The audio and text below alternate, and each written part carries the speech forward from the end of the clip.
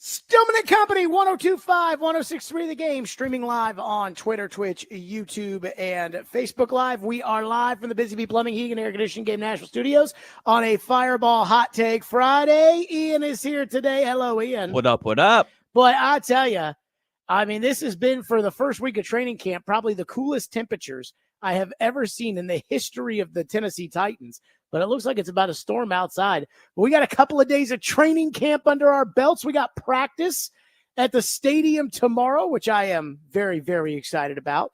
And then I think next week, maybe they put the pads on, which is what's really important. But again, baby steps. Baby steps. It's okay. But let me tell you what was not baby steps. Did you see the article by Pete Prisco of CBS Sports that's making the rounds on social media? Ian, did you see this? I have not read the whole thing, no. So Pete Prisco of CBS, longtime columnist, covering the NFL. I mean, I'm not a huge Pete Prisco fan. I like Pete Prisco, the guy. I think he's kind of crotchety. I don't know him very well, but my interactions with him have been fine. But boy, he really had a stick up his tush for Mike Mularkey, and I always thought that was a little unfair. So he kind of is he's kind of a curmudgeon, is what he is. And I'm not knocking him and knocking this piece, but this is the biggest pants on the ground article I have ever seen about Will Levis. And I'm somebody who likes Will Levis. Now, Pete Prisco loved Will Levis coming out of college in the 2023 draft. In fact, he even wrote in the article that was his number one quarterback in the 2023 draft. So he goes to the first 2 days of training camp and then just completely gets on his knees to write a column about how great Will Levis is going to become. In fact, here's a couple excerpts from this article. Quote, "We know the skill set is there by watching his throws as a rookie last year, the power arm and the quick release, but it's the drive and determination of scheduling workouts in paradise that will make him into a big-time NFL quarterback. The great ones all have it. Peyton Manning was legendary for his workouts on the road, and Levis is no different. It doesn't mean he will be in that class, but it sure doesn't hurt to work like him."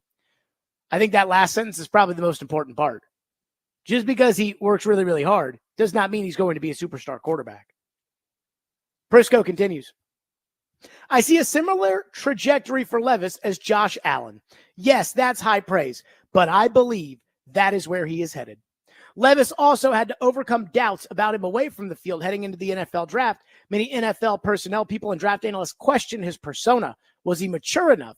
And that's because he had some social media stuff that made him seem different, such as eating a banana with the skin on. That made people question him." So again, he writes this article about how he was at practice for 2 days. And he writes a piece that Titan fans are sharing just left and right, like, hey, look, the national media finally sees the light. And as I read it, it's comparing him to Peyton Manning. It's talking about how a story in which Will Levis found a gym in Italy when he was on vacation with his family and was able to get workouts at 10 a.m. show you that he's on Josh Allen's trajectory. From 2 practices? Like, I would love for every last word of this to be true. I want it. I know Will Levis wants it, and I hope Will Levis gets it for his sake and for my sake. As a radio host in town and as a Titan fan, I hope for my sake Will Levis is the next great quarterback. Manning, Josh Allen, Mahomes, Brady, whoever. I hope he's that next guy. But as we move forward to discuss this piece of Titans porn, which is what this is. Like, this is what I call Titan porn. Like, Titans fans cannot share this fast enough on social media. And then instead of saying, this one guy at CBS said, it's like, CBS says, which is like, whoa. It is one guy at CBS who has had his heart on Will Levis since before the 23 draft. But before we go on and use this as scripture, I have to ask myself, how can one person have that opinion of the quarterback after 2 days of practice? TD was on the show yesterday, and TD certainly wasn't jumping up and down about Levis. I haven't heard that on the morning show with Joe, and he was at both days of practice. So how is it that Pete Prisco goes to 2 days of practice? The Titans aren't even throwing the ball down the field. And he goes to practice and is like, Will Levis is the guy. He is the next Josh Allen. How do we get to that? And I think this goes back to my argument I have felt for years, which is the affirmation, the information development of our media. I see it all the time in the text line and Twitter and, somebody when we did the Stillman and Company official prediction or official expectation model, and somebody, I wanted to be excited for training camp and you're picking the Titans to win 5 games. And so you just, no. And I'm like, if you want just to hear people tell you how great things are, go listen to a team-oriented podcast. Again, where did this Will Levis is going to be Peyton Manning? Where did this stuff come from? In 1 day or 2 days of practice. And it's because it's affirmation media. Pete Prisco liked Will Levis going into the draft, wants his assessment then to be right. And so he goes, watches him toss the ball around a couple of times, and then comes out with this huge article about how great Levis is going to be. Well, I'm sorry, but that doesn't move the needle for me. There's no concrete factual information in it that makes me think this guy could be really good. It'd be one thing if he talked about his release, or if he talked about the fact that, this time last year, Levis was doing this, and instead Levis is now doing that, and it shows off with this and X, Y, Z, but it doesn't. Talks about a little mechanical improvements he's made, which I think is important. But I have a hard time getting on board with just Levis is great and CBS Sports says so. And because of that, I want it to be true, but I can't sit here today and tell you that it is true. It's like me with Anthony Richardson. I thought Anthony Richardson was the best quarterback of the NFL coming out of the 2023 draft. I would have drafted him number 1 overall ahead of CJ Stroud. That is not a claim that I have backed down from. He played 4 games last year. I have no idea if Anthony Richardson is going to be a superstar quarterback or not. But I'm not going to assume that he will just because I wanted to pick him. That's why I have a hard time when it comes to this Will Levis story. And I know, trust me, any type of social media you use, Instagram, I don't know, like the Snapchats and stuff like that, if it's going to get shared there, but it'll get shared on Facebook and it'll get shared on Twitter. And people say, did you see what they said at CBS about Will Levis? That I can promise you that's going to happen. We've got some breaking news. This is, according to Mike Garafolo, the Miami Dolphins have extended Tua Tagovailoa for a 4-year, $212.4 million extension. The $51.3 million average on Tagovailoa's deal is the highest on a 4-year extension in NFL history. Boy, that sounds like it comes from the agent. This is the highest on a 4-year deal. It's not as high as Jared Goff's. I don't think it's as high as Jared Goff. It's not as high as Joe Burrow. It's not as high as Trevor Lawrence. But this is the highest on a 4-year extension. Way to go, agent. Now, again, who knows how much that money's guaranteed? But honestly, most of it probably is. Now, it's probably like 3 years guaranteed, 2 years guaranteed. If I was a Dolphin fan, oof.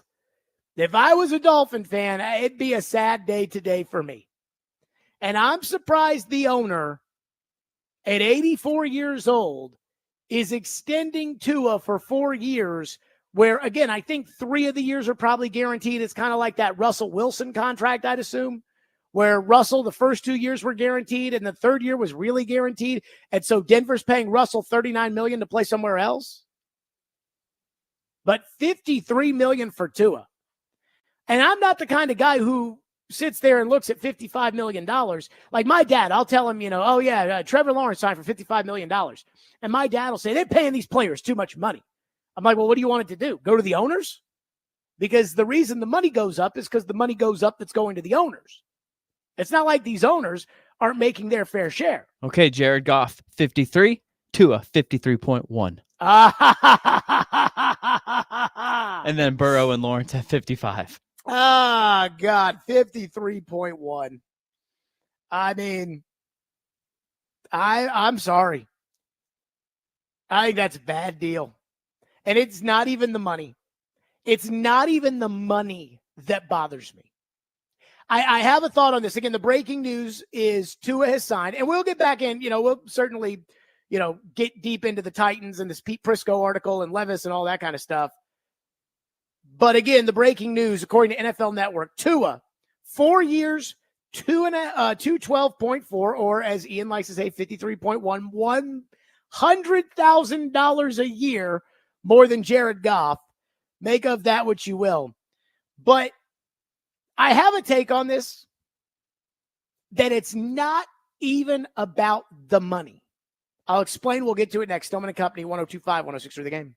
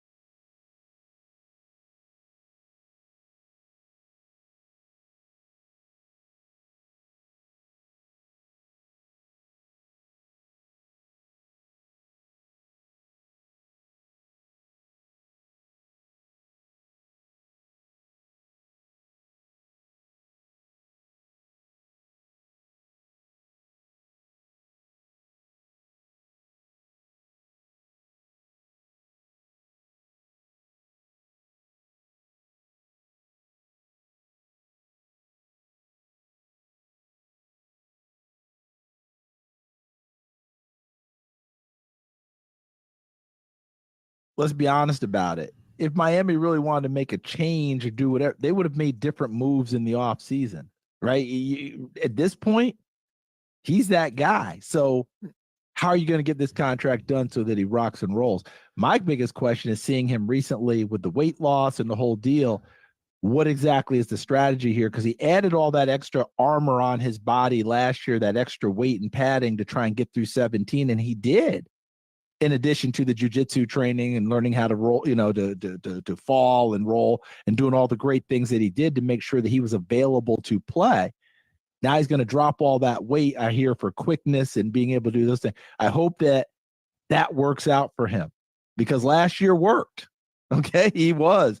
If they want more mobility, if he wants to be quicker and have speed, great. I just hope he's able to stand up to the hits that have been an issue for him throughout his career. $212.4 million for Tua Tagovailoa. Again, 53.1 per year puts him $100,000 ahead of Jared Goff, but not in the Joe Burrow, Trevor Lawrence category. And I told you guys when Jacksonville extended Trevor Lawrence, I said we may look at Trevor Lawrence's deal and see that it's Joe Burrow's deal. You and I both know that he's not Joe Burrow, but they in Jacksonville, they think that he's Joe Burrow. Well, I know the Dolphins do not think that Tua is Joe Burrow. But at the end of the day, the Dolphins made a decision. We either have to pay our quarterback or not pay our quarterback. They decided, let's pay the quarterback as opposed to going out into the wilderness and seeing what happens. I want to say there is one team that went all the way into the wilderness with a quarterback over the last 10 years that could have been a franchise quarterback, not been a franchise quarterback, and they didn't really like him that much, and it was Kirk Cousins. Remember, they used the tag on him twice, and then they let him go? Everybody else either gets a contract or they get out of it. You know, Mariota and Winston were a little different. Those guys played through their fifth-year options, but we all lived through Marcus. I mean, there was no way after he hurt the elbow and didn't play at the end of 2018, there's no way the Titans were going to give him a contract, and there's no way that he could have anticipated one. And it should be noted that Marcus and Jameis have not been true full-time starters in the NFL since this. I know Jameis started a couple of games for New Orleans before he tore his ACL, but I'm talking about like the guy. They haven't been that since then. Well, Miami looked at it with an 84-year-old owner who's already been suspended for trying to get rid of Tua. If you remember, Stephen Ross, the owner, got suspended, I think, for the first half of the last season or maybe the year before that, because he was trying, after they got rid of Brian Flores, he was trying to work out a deal to get a package deal of Sean Payton and Tom Brady. We can get into the money. To me, it's all the same. If you're going to sign a franchise quarterback or a starting quarterback who is of high-end-ish quality, you're going to pay $50+ million. Dallas, if they sign Dak, it's going to be $50+ million. Anybody who is a starter that is starting legitimate quality and is not a bridge guy or a prove-it guy or we could just move on just as easily. Like Baker Mayfield's not in the 50 range, but that's because Baker Mayfield's already been dumped twice. For the most part, everybody's a 50. So when it comes to the money, I don't care about the money. You know me, I don't think the cap's real, and the money that the owners make every year just goes up and up and up and up. The Tua contract for me is a binary decision, which is, do you want in the next 4 years of your life with him as your quarterback? And if I was a Miami Dolphin fan, I would vote no. I think about this with Will Levis, which is, how good is Will Levis going to be? Is Will Levis, we've talked about, one hand, it could be Dan Marino, it could be Josh Allen, it could be Matthew Stafford. On the other hand, it could be Blake Bortles, Carson Wentz, these guys that are really backups. But we also haven't really talked about the in-between.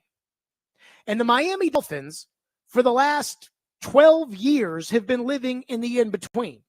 Because before Tua, it was Ryan Tannehill. And we all know how good Ryan Tannehill is, which is good enough but not good enough to win. Tua might be the same good. Now, I think Tannehill might actually be a better quarterback than Tua because I'd like to see what Tannehill would look like if he had Tyreek Hill and he had Jalen Waddle. But Tua, I'm sorry, I want quarterbacks who, if I'm going to truly invest, I want a quarterback who I can trust can win in December and January, and that ain't Tua. That's why Minnesota, it's funny, this keeps coming back to Kirk Cousins, right? Minnesota had the opportunity to bring back Kirk Cousins. And when Kirk Cousins said he went to Atlanta, it was because he felt like Atlanta was more in it for the long haul, and then they drafted a quarterback, that they were more in it for the long haul than Minnesota that was like, yeah, we do another year of Kirk, but do we? I don't know.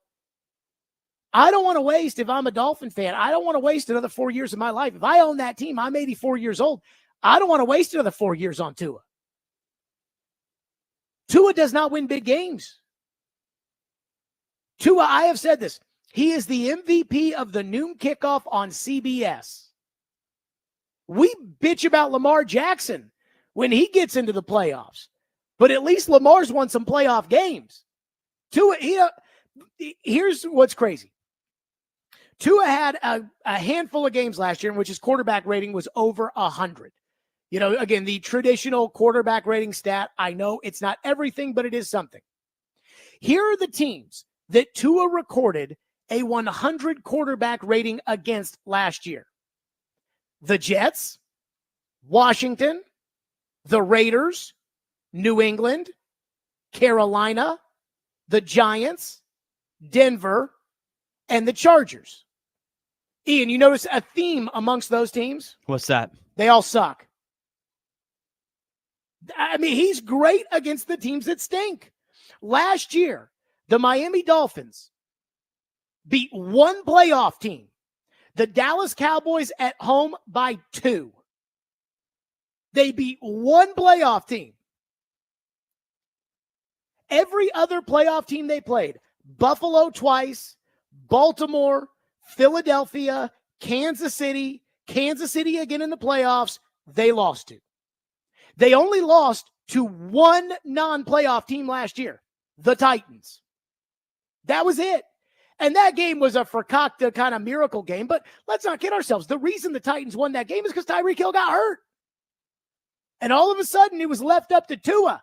And Tua can't do it by himself. He is not a force multiplier, which is what these elite quarterbacks are. So forget about the money. I don't care about that. All these guys make about the same amount of money. If you're a starting quarterback, we talk about the next guy contract. You're getting the next guy contract. And Jerry Jones can cry about it as much as he wants and not want to pay Dak. But if he wants Dak to be the quarterback, it's going to be 56, 57, 58 million bucks.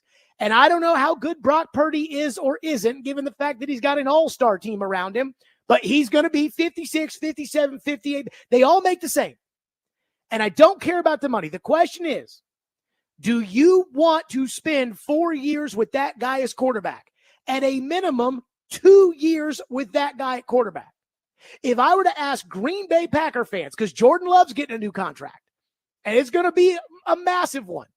If I was to ask Green Bay Packer fans, are you ready to live the next 3 years of your life for sure with Jordan Love at quarterback? They'd say yes.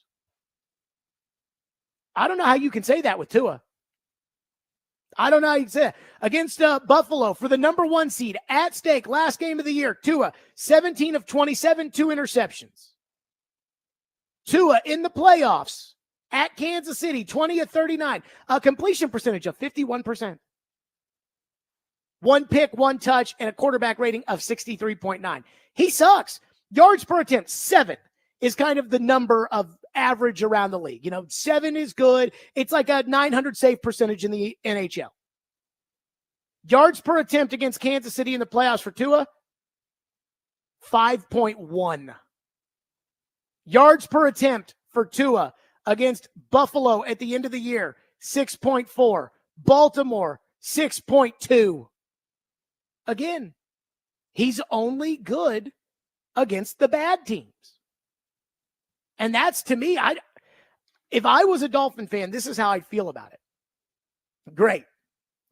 the next 3 years of our lives, every time we play somebody good, 95% of the time we're not going to win.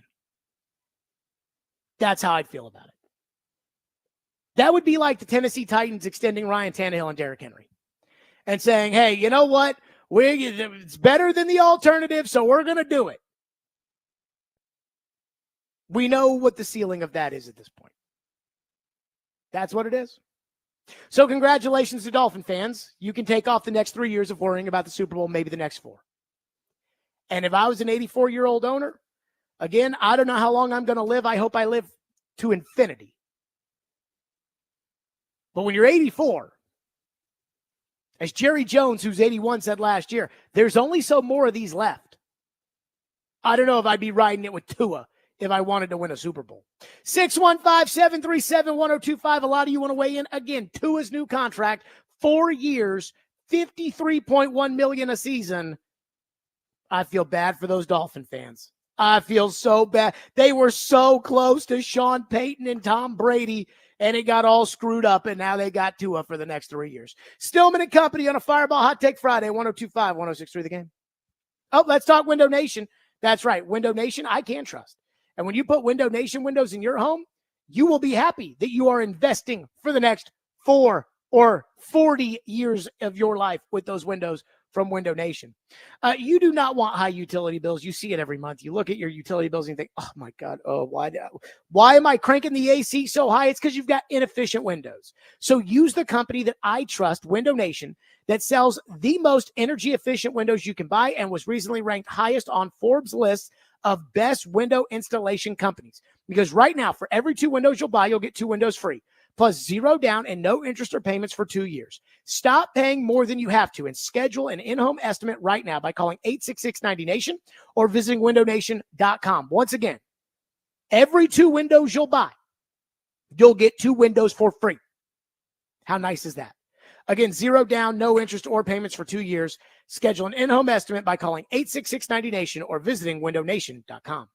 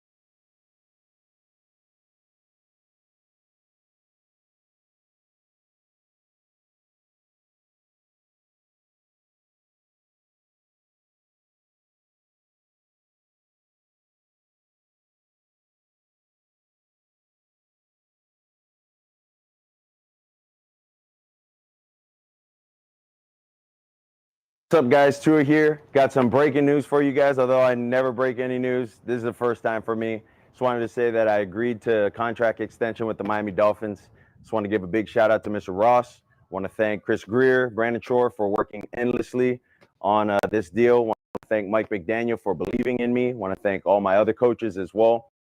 Big shout out to my teammates for believing in me, for also supporting me throughout this process. And then I also want to thank the fans as well. Fins up. That was Tua, a new 4-year contract, $50.1 million, puts him $100,000 more than Jared Goff. And again, my take on it, I don't care about the money. He texted me and said, Tua is not a $53 million quarterback. I agree, but to me, it's not even about the money. It's about the time. You can never get the time back in your. I've said this many times. Dad's 72 years old. I want one Super Bowl for the Titans. And I know that if they were to extend Tua, that would mean, well, for the next 4 years, Dad and I are not going to be celebrating a Super Bowl. So I don't want to waste my time. And I think about the other guys that are getting contract extensions. Jordan Love's going to get a massive contract extension. Is he worth it? I don't know. But are you ready to say, hey, we're riding with Jordan Love for the next 3 years? I think you are if you're Green Bay. Are you ready to say, hey, in Detroit, we're riding with Jared Goff for the next 3 years? I think you are. Just like I had a problem when you extended Tannehill, because at that point, hey, been to the AFC title game. Tannehill was 30 years old. It was like, yeah, let's ride. Not what he stinks. Only beats bad. I'm just looking at this, and I haven't even gone back to the year before when Tua was hurt for a bunch of games and missed the playoff game. But, I mean, he against Aaron Rodgers, he lost. Against Buffalo, who made the playoffs, he lost. Against the Chargers, who made the playoffs that year, he lost. Against San Francisco that year, he lost. He did beat Houston, who was awful. Cleveland didn't make the playoffs. Chicago was picking number 1, beat them. He did beat Detroit. They didn't make the playoffs that year, but he did beat Detroit by 4. So congratulate. Lost to Joe Burrow in Cincinnati. He did beat Baltimore in a noon kickoff and actually had a really, really good game with 6 touchdowns. But that's it over 2 years. I mean, you got to do better than that.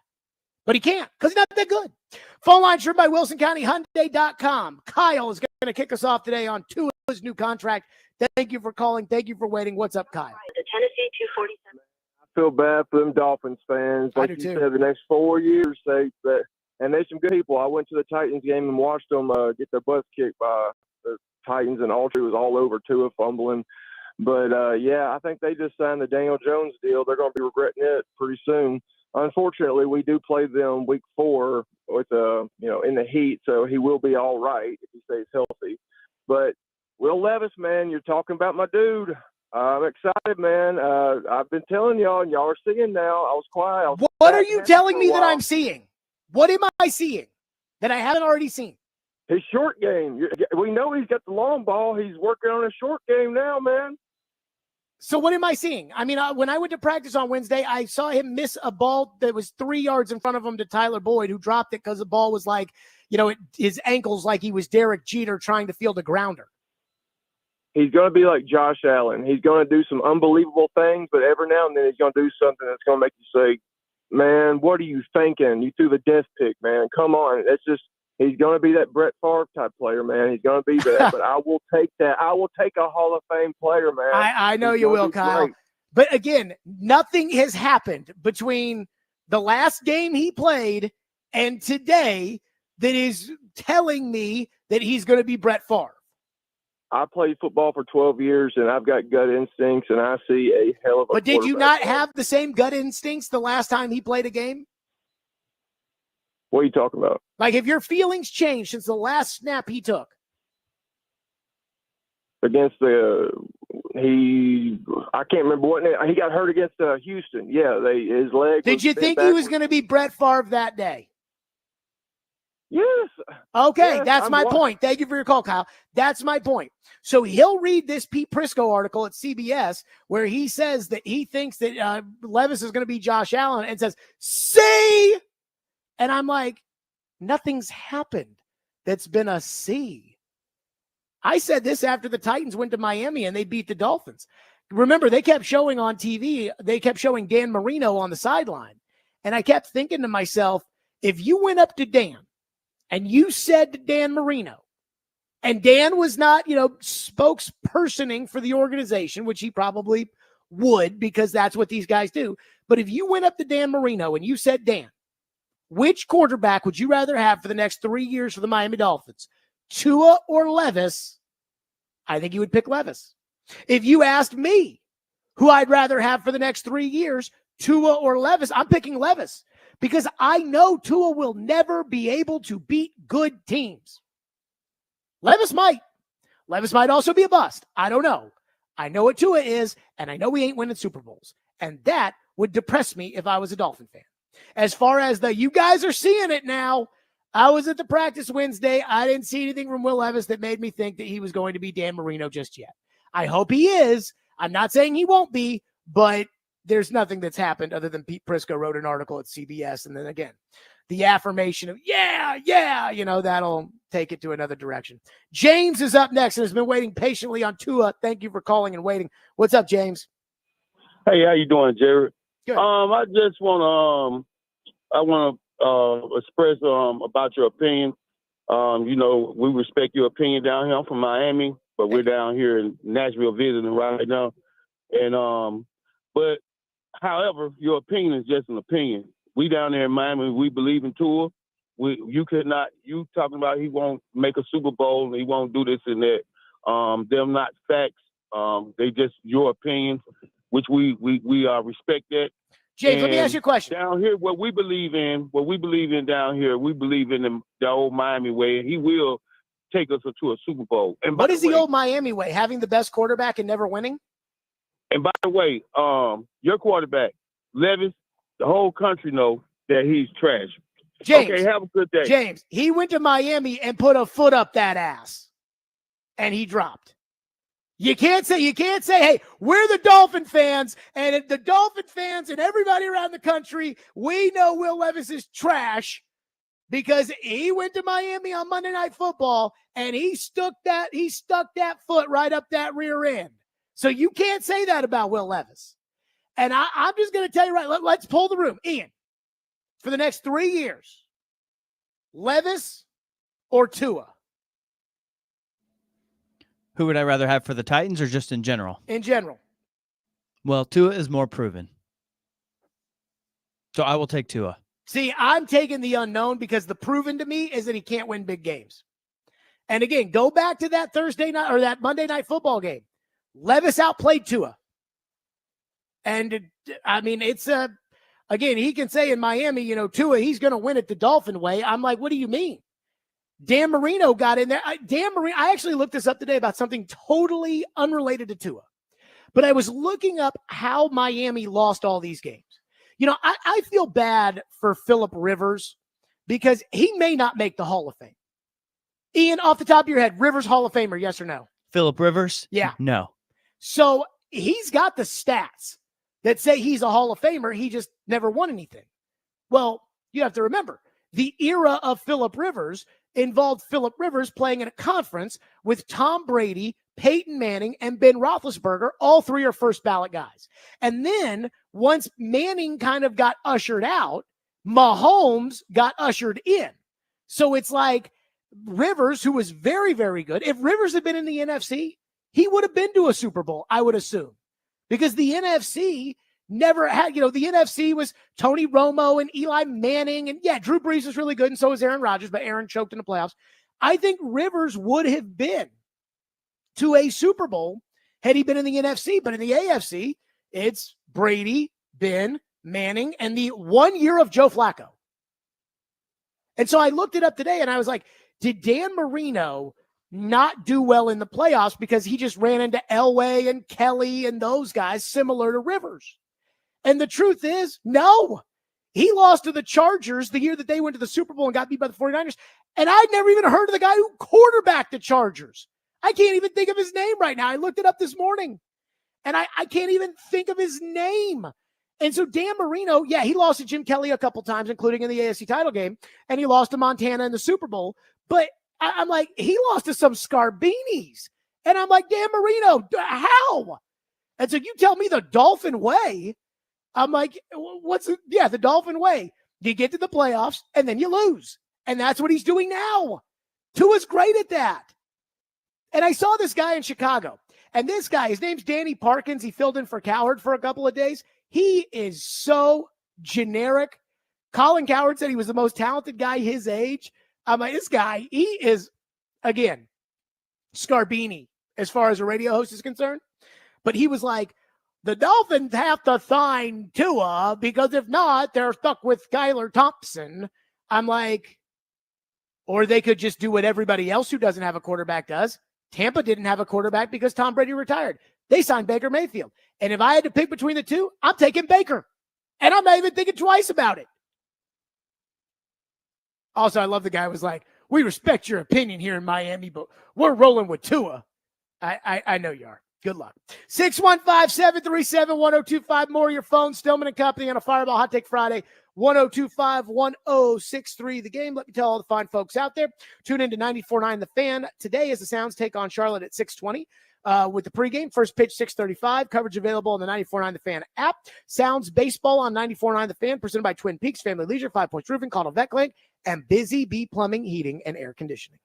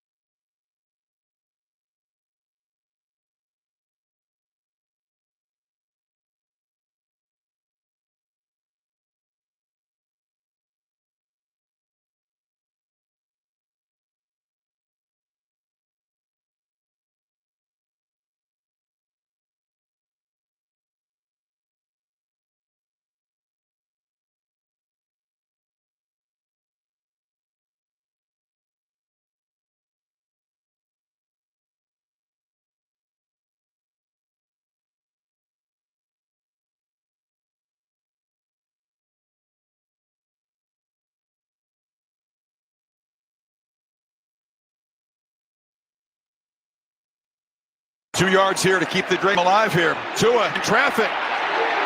He'll be brought down in Tennessee. He's going to secure an incredible, improbable come victory and win for the road on the first time this year. Unreal. Landry, who was a factor in the fourth quarter, got to the quarterback, and this crowd is absolutely stunned the way this is finished. That was the Will Levis putting a foot up his ass against the Miami Dolphin game. The one that I'm sure that caller that said, hey, we're visiting here through Miami and Will Levis is trash. He beat Joe Lewis's ass, and he went to Miami and he beat Tua, and he was a story of that game. Not their $53.1 million quarterback. And again, I don't care about the money. Everybody's going to get caught up in the money. That's just the going rate now. Like Jordan Love's going to get it. Brock Purdy's going to get it. Dak's going to get it. They're all going to get it. That's the going rate now. It's the idea of wasting your life knowing you can't win. It's how I would feel if I was a Saints fan with Derek Carr. You're not going to win. One texter says, when you say the phrase a quarterback who wins in January, in all actuality, there's ultimately only one winning quarterback in the playoffs, and that's the guy who wins the Super Bowl. Every other quarterback would be in the same boat as Tua. Josh Allen loses every year in the playoffs. Yes, but there's a notable exception. Josh Allen also wins in the playoffs. Josh Allen won a playoff game this year in the playoffs against Pittsburgh. The only thing that's stopping Josh Allen is Mahomes. Every year he runs into Mahomes, and every year he loses. Mahomes or Burrow. Every year. Last year it was Mahomes. The year before that it was Burrow. The year before that it was Mahomes. The year before that it was Mahomes. That's the problem. He runs into Mahomes. But he wins playoff games. He's won them. Tua doesn't even beat playoff teams in the regular season. There is a massive difference. The only quarterback that's been paid that has not won in the playoffs that I'm okay with is Herbert. He hasn't won in the playoffs. And as I said when he signed, okay, now it's up to you to win those games. And there was the moron coach. They fired him. And so let's see. But if Herbert doesn't start winning in the playoffs, I'm going to sour on him too. Tua. Oof. James in Ashland City's up next on a Fireball Hot Take Friday. Thank you for calling. What's up, James? Hey, Jared, I just want to get a little historical background. You mentioned Dan Marino. And again, I feel like in my lifetime, and I'm older than you and Ian a little bit, but I feel like in my lifetime that Marino's one in the top three of the quarterbacks that I've seen in my lifetime.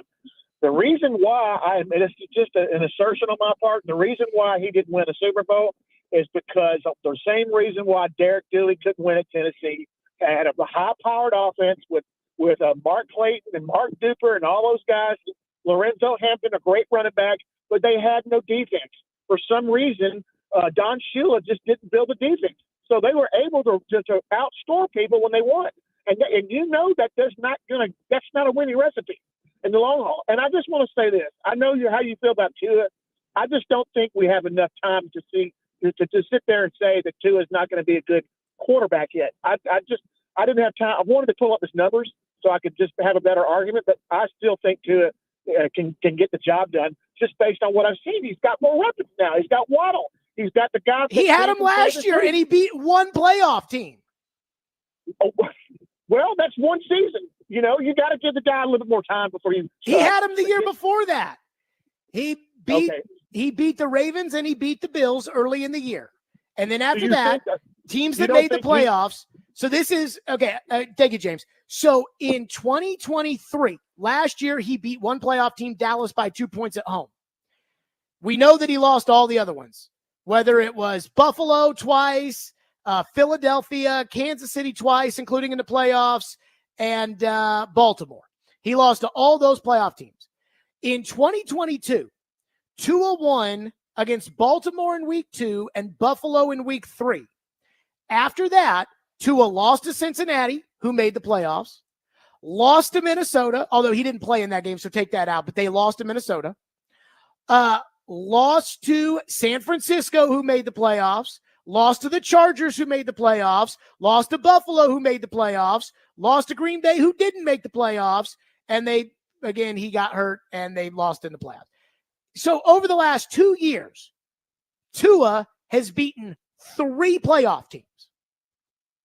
Over 2 years, he's beaten 3 playoff teams. Now, how many playoff teams did Ryan Tannehill beat last year or beat over the last couple of years? I mean, it's got to be. I'm thinking that the Dolphins are the only playoff team the Titans beat last year. But I've got to think that even in that 2022 season, when the Titans got off to an early start, they were 8-3. I mean, he cannot win these games. And if you want to go to the Super Bowl in the AFC, unless you're the 1 seed, which he coughed away last year in the last game of the year when he had to beat Josh Allen in order to get it, and Tua ended up 17 of 27 with 2 interceptions and 1 touchdown. He threw for 173 yards in that game. Unless you're the 1 seed, in order to get to the Super Bowl out of the AFC, you've got to win 3 games against Lamar, Mahomes, Allen, Burrow, CJ Stroud, Aaron Rodgers. You have to beat all those quarterbacks in order to get to the Super Bowl.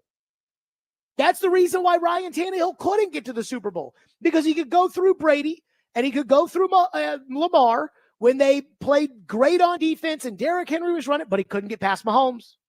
And you've got to go through all those guys.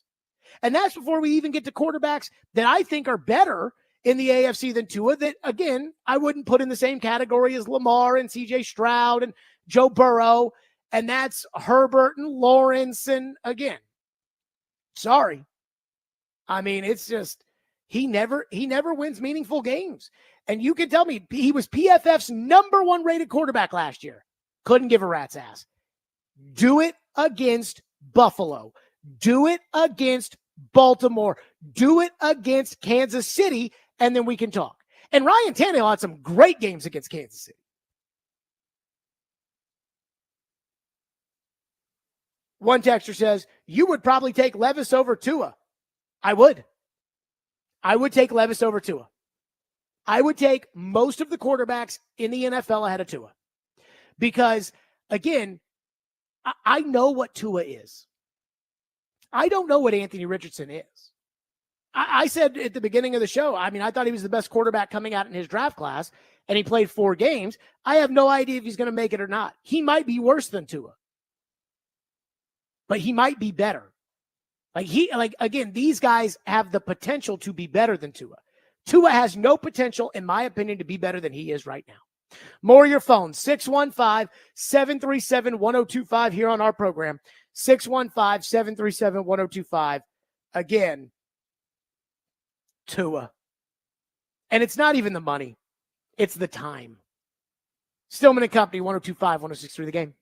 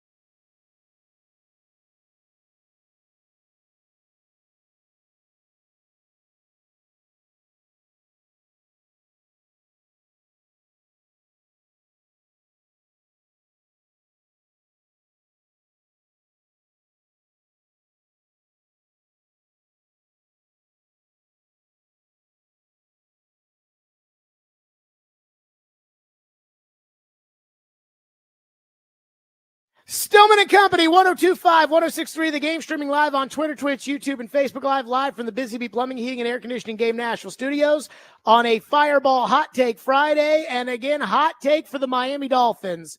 They have just lit the next 3 years of their, well, I guess maybe, Mike White, who's the backup there, could Ryan Tannehill him, the Tua gets hurt and then he goes in there and actually wins some games. I wouldn't count on it, but maybe it's possible. But just lit the next 3 seasons on fire with that Tua contract, $53.1 million. And again, I don't care about the money. Everybody's getting paid that kind of money. Jordan Love's going to get paid that kind of money. I don't care about that. I care about the fact that I think Tua sucks. I mean, I'm really anti-Tua. And I went and did the math during the break.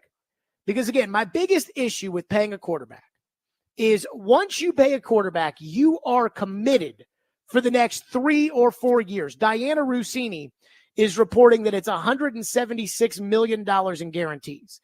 And $176 million or $167 million in guarantees is over 3 years, $55 million. Like that's $55 million guaranteed or whatever per year of a 3-year contract. It's a 3-year deal for Tua, and they can get out of it for year 4. So for the next 3 years, the Dolphins will win at least 8 games every year, and I don't think they'll win a playoff game. I guarantee it, but that, Ian, honestly seems like a way too far out guarantee. Yeah. Do you think how many, if you had to guess, out of those 3, how many will they make the playoffs? Of those 3 seasons, and how much does that matter to a team? 2, but they're gonna make it once as the 7th. Mike Tomlin has made 2 of these 7th seeds over the last couple of years, and both teams did not belong in the playoffs. The 7th seed usually gets its ass handed to him. Usually, and this is that's a 7th seed team right there. I mean, that's what they were 2 years ago when they made it with Skylar Thompson and they lost to Buffalo. Is they were a 7th seed. So they'll make it 2 out of the 3 years, but Tua will not win in my opinion, will not win a playoff game. How about this? Over the last 2 years, so since Mike McDaniel became the coach, and since Tyreek Hill got into the fold, I think he's the most important player on that team. And I'd pay him $50 million before I'd pay Tua $50 million. But over the last 2 years, including the playoffs, the Dolphins, or Tua, I should say, is 3-11 against playoff teams. 3-11. Lamar Jackson last year, and where would you rank Lamar Jackson in the AFC? 3rd, 4th? Would not rank him ahead of Patrick Mahomes. I would not rank him ahead of Joe Burrow, and I would not rank Lamar ahead of Josh Allen. So 4th in the AFC. Last year, Lamar was 7-1 against playoff teams. It really, by the way, tells you the story of how much Lamar did not give a rat's ass in 2022 when he held out half the season and he was complaining about his contract the whole year. Lamar was 2-4 against playoff teams in 22 and 7-1 last year after he got paid. Just shows you that Lamar was so mad about that contract, talked about it, or he didn't talk about it, but it was talked about all the time, and drama, and Lamar last year 7-1. CJ Stroud won more games against playoff teams last year as a rookie. He won 2, which, by the way, I think is another little not, if we're trying to poke holes in Houston, which I'm not trying to do, but if we are trying to poke holes in Houston, I'm sure some of you out there are. CJ Stroud last year, by my count, was 2-3 against playoff teams. So he beat Tampa Bay, and he was great in that game. And then he beat Cleveland in the playoffs. I mean, that's pretty good as a rookie. No, for sure. But this is going to be a real test it's not going to be as easy, I think, for Stroud this year as it was last year. Phone lines driven by WilsonCountyHyundai.com at 615-737-1025. Cody texts in and says, I agree with your Tua take, but what is your hypothetical situation to replace him if you didn't sign him? Who do you go get within 3 years who is better in a win-now mode with that team around him? So here's what I would have done. See, this never would have happened. Like, I would have traded Tua if I owned the Dolphins, he would quarterback. But I would have gone to Tua and I would have offered him $30 million a year. And he would have absolutely spit on it and said, absolutely not. And then I'd say, okay. Because I believe that these bridge quarterbacks, last year it was Mayfield. This year I think it's Sam Darnold in Minnesota. I think these bridge quarterbacks are just as good as Tua. See, we all know the elites. And the elites you can't just go get. Whether it's Mahomes, Allen, Burrow, Lamar. It's crazy that the NFC doesn't really have these guys. But you can't just go get those guys. The best quarterback in the NFC might be Dak, and he might be a free agent next year. The second best quarterback in the NFC, if it's not Dak, might be Jared Goff. And you can go get Jared Goff. To me, I think Joe asked a question, the one thing that we agreed on over the last however many months it's been. Joe asked me if you had transported Ryan Tannehill and Jared Goff into separate situations, and you had put Tannehill in Detroit with that offensive line and Amon-Ra St. Brown and Ben Johnson, and I think that Ryan Tannehill would be signing for $50 million, and Jared Goff would be out on the street. I think Jared Goff is the perfect net zero quarterback. If he's got a bad team around him, he's bad. If he's got a good team and good coaching, he's good. You can go get a Jared Goff. They acquired 2 first-round picks with Jared Goff. The third best quarterback in the NFC might be Mr. Irrelevant and Brock Purdy, and we don't even know if he's good. Jalen Hurts, Baker Mayfield. Again, you can go get those guys. Philly tried to trade for Russell Wilson the year that Jalen Hurts took him to the Super Bowl. And then when it comes to Baker, he was out there for anybody to have him. Baker's been on 4 teams in the NFL. And I think you could just go get that guy. And so while the salary cap's fake, I always believe the money's not. I think it was Sportico reported a couple weeks ago that NFL teams made $400 million each in national revenue. So then factor in your ticket sales and your local sponsorship agreements and things like that. And some teams like Dallas make more than other teams like Tennessee. But ultimately, at least you're starting at $400 million. And that's why the payrolls are $300 million and $250 million and somewhere there, because after that and all the expenses, the owner decides how much money they want to walk away with. And so when it comes to the cap, I think the cap's fake, but the money is real. And I think that it's real if I'm the Dolphins to be able to put good players around Tua as opposed to have to give Tua the money and then take those good players away, because I don't think Tua can win with bad players around him. Whereas I think Mahomes can win with a bunch of bums at wide receiver because he's that good. I think Allen can win with a bunch of bums because he's good. Tua cannot. So when you say, who would you have replaced him with? I would have replaced him with a bridge quarterback. In this case, if it were this year, it would have been Darnold. That's who I would have replaced him with. And I don't think I would have missed a beat by replacing him with Sam Darnold. One texter says, I feel that the Dolphins are too scared to make that quarterback change and trying to win now, so they felt like they had to pay him to have a chance to win. This is where, again, I think we, when it comes to agreeing or disagreeing. And this is even how I kind of feel about UC Soros with the Predators, which is,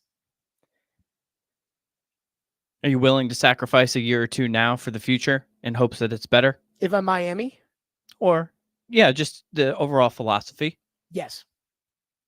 I think what the Tampa Bay Buccaneers did was exactly what I would do, which is they could have re-signed Jameis. I think the story goes that when they approached free agency in 2020, they decided, do we believe in Jameis? So Jason Light, the general manager, picked up the phone, called Don Yee, the agent for Tom Brady. Remember, they thought there was going to be a robust market for Brady, but the Raiders pulled out and decided they wanted to go with Derek Carr.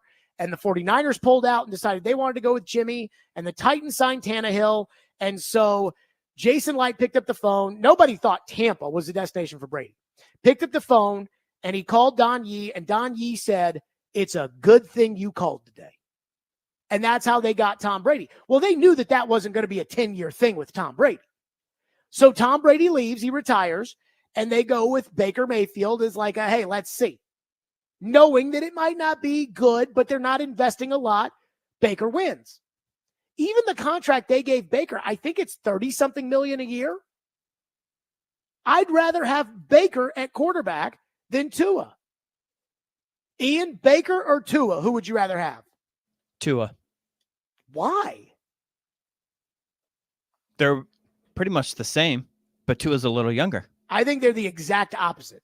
In what way? Will they win the same amount? I think Baker can win you games against good teams and good quarterbacks, but he can also lose you games.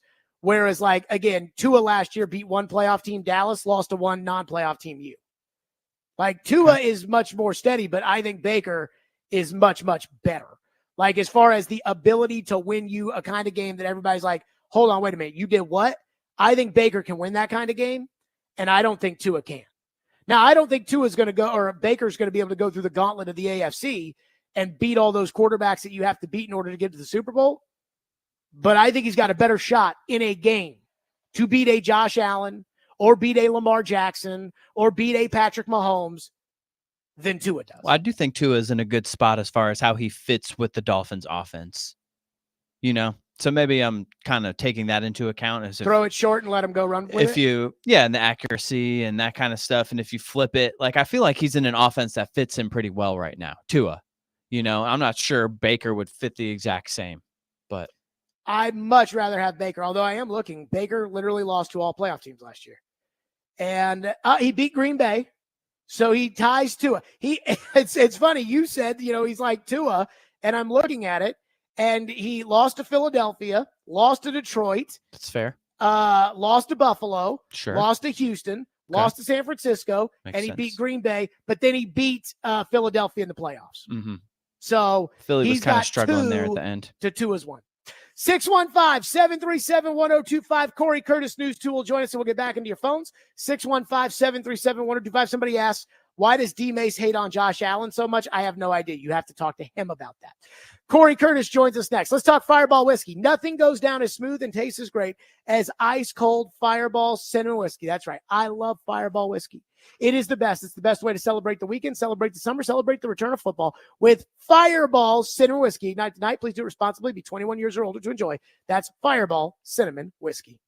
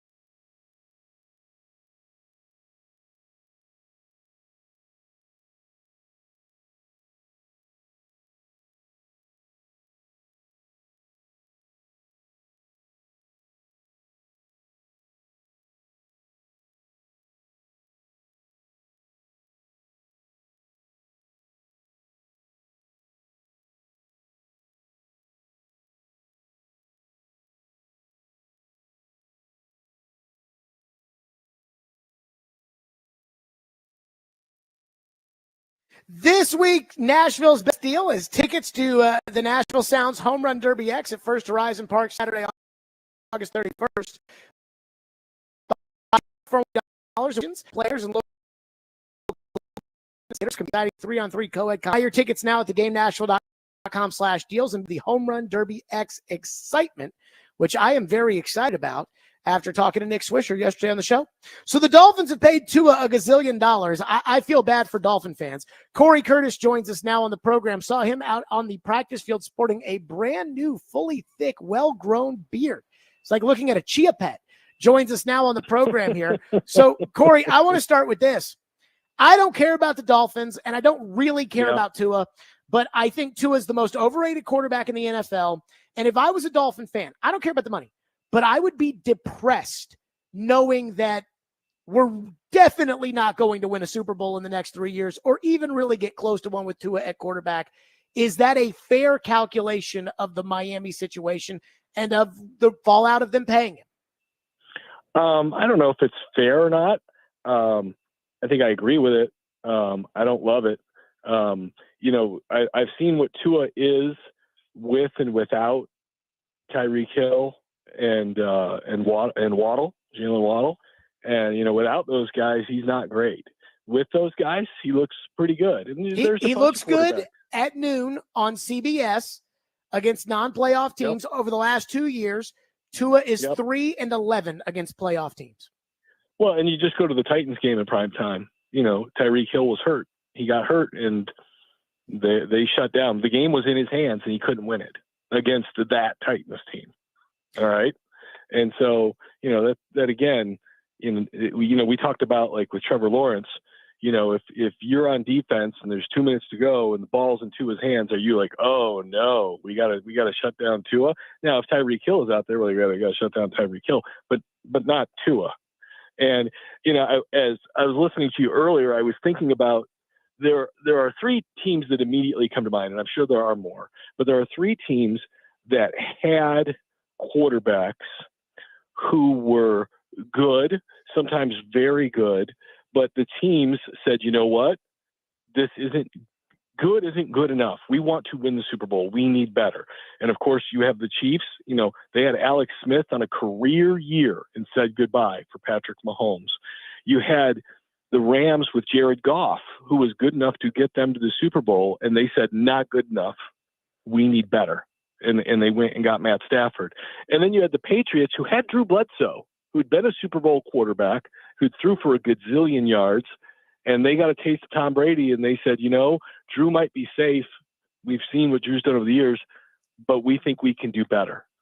And I think, it's hard to have the courage to say we need better at that position because it's so hard to find. And as a Chicago Bear fan, believe me, I know how hard this is.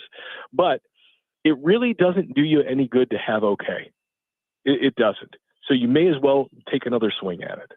So I actually think, to your point, that the reason teams don't do this is because with Tua at quarterback and with Jalen Waddle and Tyreek Hill, the Dolphins are going to win at least 9 games next year. And they'll probably make the playoffs. But the Raiders did the same thing with Derek Carr, and it got Josh McDaniels fired. And so I think there's a lot of guys that are afraid to do that for that reason. Then it's like, okay, if I do this, I'm not going to win. If I do this and I go pick up Sam Darnold, which that's what I would do. I think Sam Darnold's going to win in Minnesota. And Minnesota decided not to re-sign Kirk Cousins. And they're going to go with Sam Darnold. I think Sam's going to be fine. But if he's not. They also drafted somebody in the first round. True. Which the Raiders did not do. But if he's not good, you might get fired. I ask you this question.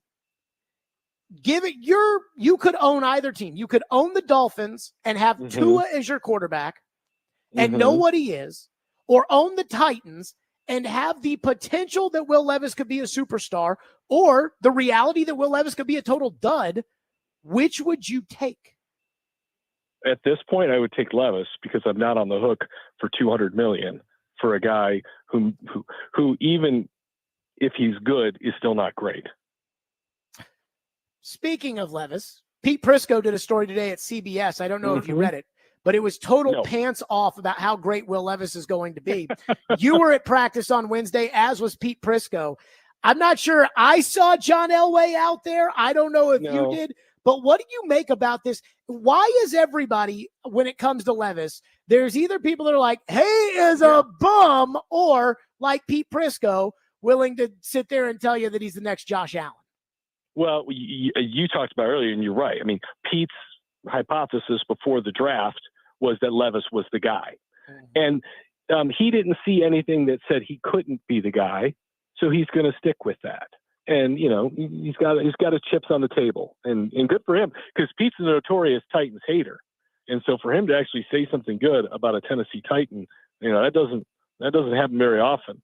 But it's very interesting because nationally it's a love or hate relationship with Levis, whereas the people who watch him most, all of us here, all say the same thing.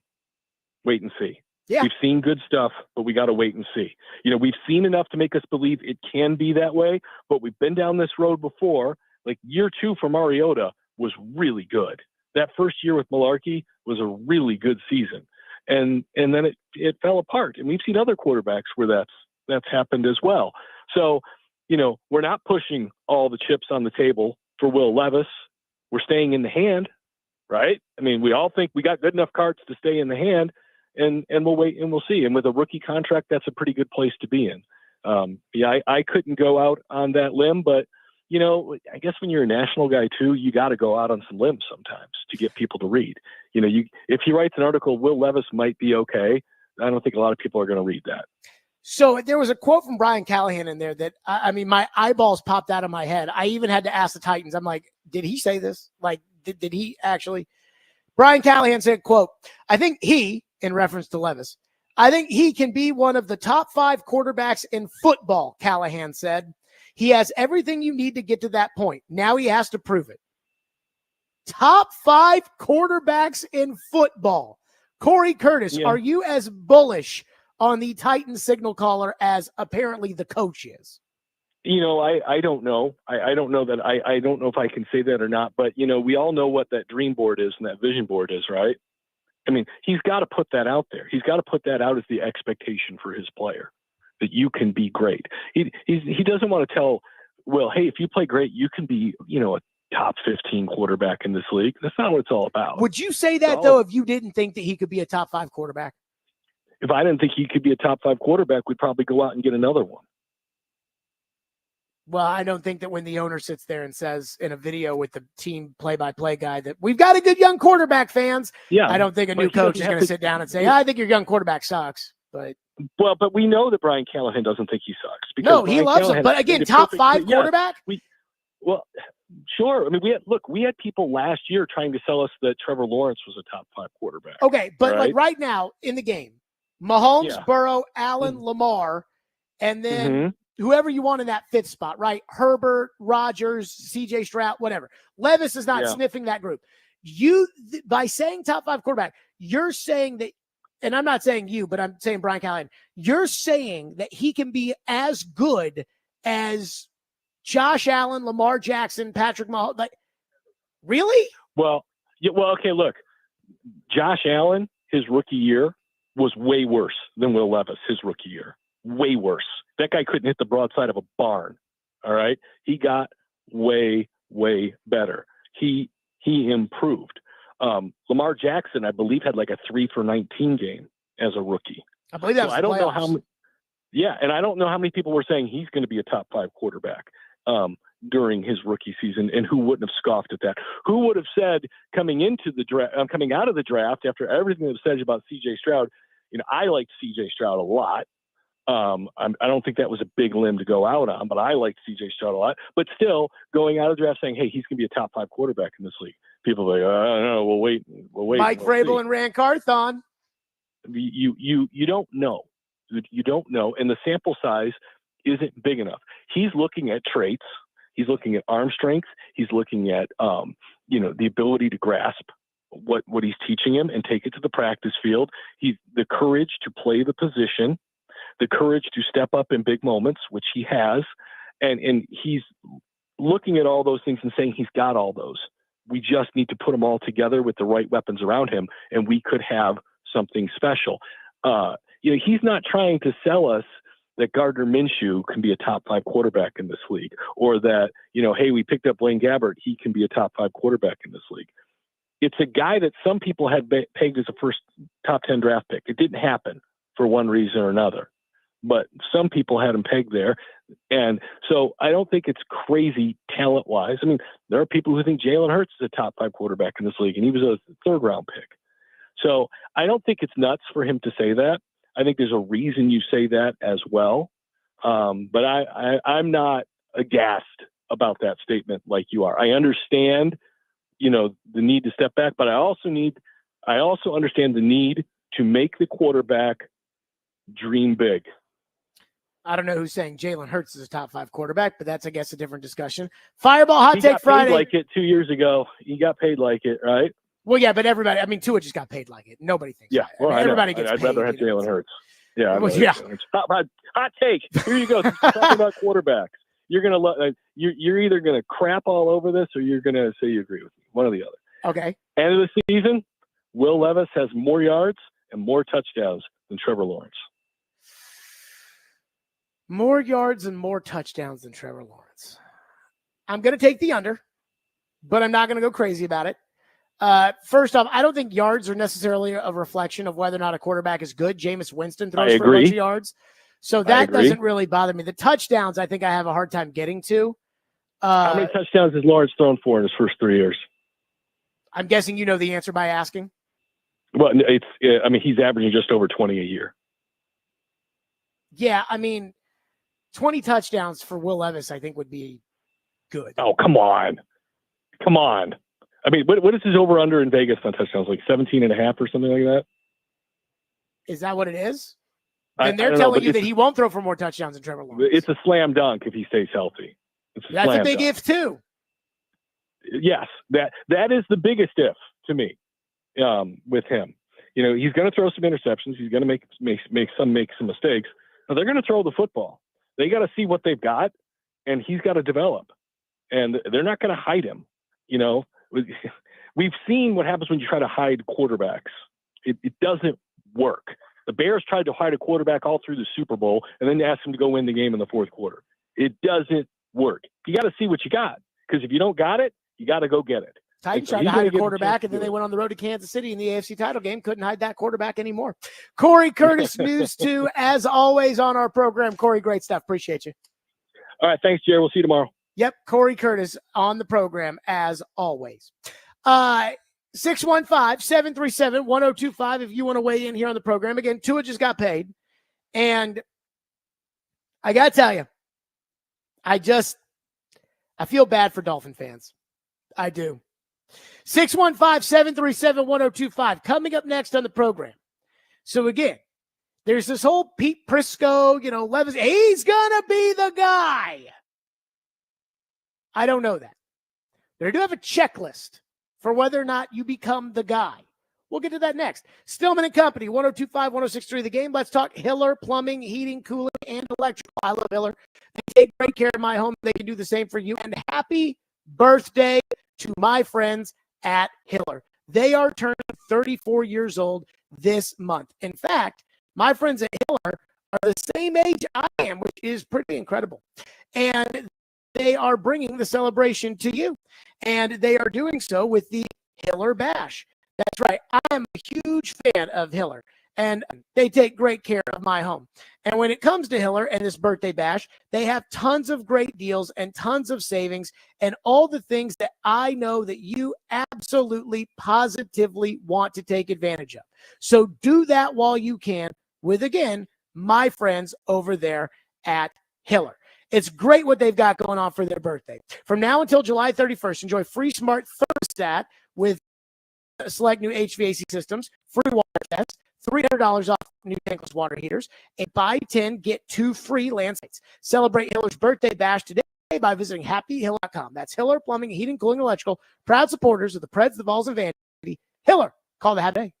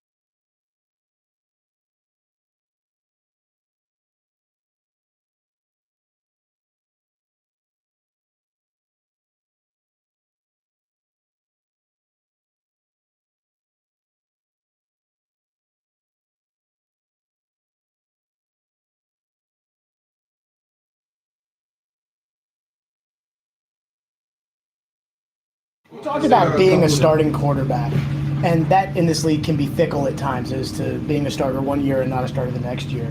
When you see the kind of contracts that people are signing, the $55 million, the $54 million, and then see other guys that were drafted high that end up not making it to the second contract as a starter, does that make you think about how important this opportunity this season with this group is? For sure. I mean, I try to just take it one day at a time, and I know how quickly this blessing can be taken away from you. And I definitely remind myself every so often just to keep myself in check and to make sure that my work ethic's on point. It's a cutthroat league. It's a business. And I know that if I don't show up on Sundays, I won't have my job, and rightfully so. So I just want to make sure that when I get out there for game day that I can do my best and I can prove the people right in this building that they were correct in picking me to come here. You know, if I had asked that question today instead of 2 days ago, I'd have said, will Tua Tagovailoa just signed for $53 million? Do you ever think about the difference between you making it and you being Sam Howell? Because there is a difference.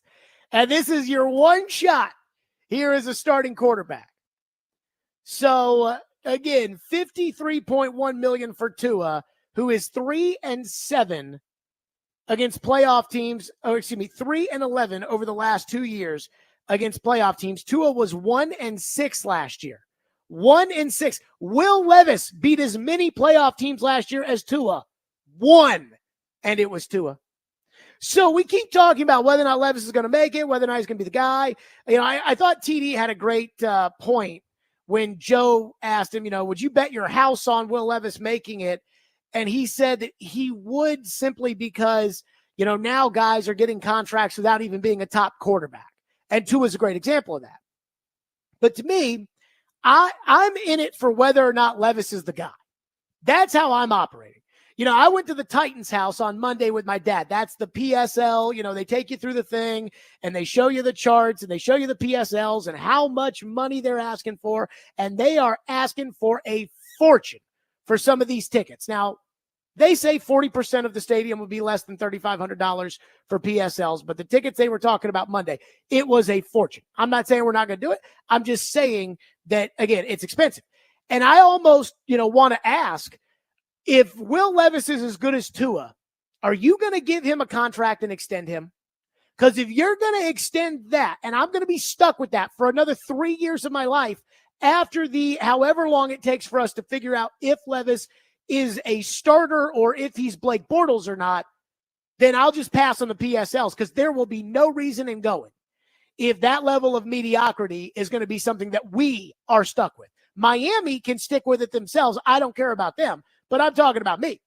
If you're going to ask me for $1 bajillion in a new stadium and you're going to put that at quarterback, I mean, pass. Like, no thank you. So here's what I think Will Levis is not there, even though some people want to believe he will be for sure. So I compiled the list of really what a quarterback needs in order to make it as a true franchise ace. I'm not interested in he's better than the alternative starter. I'm talking about an ace. I'm talking about Lamar, Herbert, which, again, we'll see with Herbert. Lamar, Herbert, Burrow, Allen, Mahomes, Rodgers, what Stroud looks like he's going to be. And I got 7 keys, and I think you need to hit on 4 of these keys in order to be a franchise ace. So here is key number 1. Number 1. Talent. I think that's pretty obvious, right? You cannot be a franchise quarterback without talent. Some, like Cam Newton, have more talent than, say, Brock Purdy. But again, every single one of these franchise quarterbacks has talent. That's the number 1 thing. Number 2. Processing. So coaches are paid millions of dollars, and there are so many coaches. But at the end of the day, when they get to the line of scrimmage and the defense starts to shift, there's one guy who is responsible for making the right decision, and it ain't the coach. We talk about the coach and the play caller and everything. Again, when the quarterback gets to the line of scrimmage, and I've heard Tom Brady talk about this, and I think, you know, it's kind of it's obvious, but it's also kind of eye-opening when he talks about how the quarterback is the last line of defense before making a massive mistake. As a quarterback, you can't snap the ball against a bad defense. The coach can call in the huddle, 29 X right, Z go shoot. But if you get out there and you look at that defense, and that's exactly going to take away what you're trying to do. I think Brady said, if I'm going to hand it off to the right and I see the safety coming down off the tackle at the right, quarterback's got to change play. And the quarterback doesn't just have to process before the play, but the quarterback has to process during the play. You got to see where it's going to be and put it where it has to go. And you've got to make the read, and the receiver's got to be on the same page. So you've got to be able to process. And with Levis, the S2 test was a good indication that he's able to do that. And so that's a good step in the right direction. But processing, every quarterback has to be able to do it, and they have to do it at a high level. And I think a guy like Jared Goff, he kind of lacks that at times. And the coaching gets him as far as it can get him, but he can't take that extra step. Number 3. Coaching. I wonder over the last handful of years, how many guys, if we were to go through the list of these high quarterbacks that are taken in the first round, and, again, Levis wasn't even taken in the first round. But if we go over these quarterbacks that were drafted in the first round and we went one by one, how many of the good ones had a good coach? Patrick Mahomes, anybody? I think he's got a good offensive quarterback-centric coach. Sam Darnold in his career has had Adam Gase with the Jets and Matt Rule with the Panthers. That's why I'm fascinated by what Sam Darnold's going to do after a year in San Francisco under Kyle Shanahan and going to Kevin O'Connell in Minnesota, because I think coaching matters. Bringing along a young quarterback, coaching matters. I saw Shane Steichen, the head coach of the Colts today, talking about, well, you're going to run Anthony Richardson less. Well, you going to tell Steph Curry to stop shooting threes? If Steph Curry was going to get hurt shooting threes all the time, I think I might. Coaching matters. And I don't think it's an accident that Bobby Slowick, Shanahan tree guy, went into Houston and made C.J. Stroud look like a star. Got to have coaching. Number 4. Organizational stability and smarts. Lamar Jackson has the Ravens, a smart organization that knows how to build a competitive football team on a year-in and year-out basis. When's the last time the Ravens got caught with their pants down? Jordan Love has the Packers. Once again, when's the last time they got caught with their pants down? I hate to say it, but if you look at the Titans, there's a lot of upheaval, right? Vince Young, they changed the general manager after year one and stuck him with Norm Chow and Jeff Fisher. Marcus Mariota fired the head coach midway through year one, new coach and new GM in year 2, new coach, new offensive coordinator, new offense in year 4, and another offensive coordinator in year 5. That is not the recipe for success. And once again, the Titans drafted Will Levis with Mike Vrabel as the coach, and they've already changed that. It's not an accident. Organizational stability matters. And unfortunately, I'm not sure the Titans really have a lot of that. Number 5. Confidence, and I feel pretty confident that Levis has that.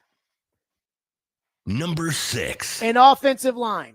Anybody who's anyone had an offensive line with the exception of Joe Burrow, and Will Levis is not Joe Burrow, as Brian Callahan has pointed out several times. Number 7. A defense. You cannot win games in the NFL. This is not the Big 12.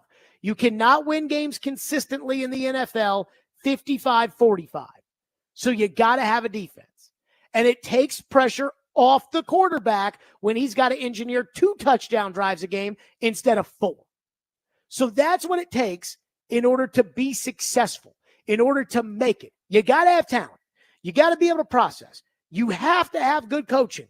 You need organizational stability, confidence, an offensive line, and a defense. And again, you can survive without 2 or 3 of these.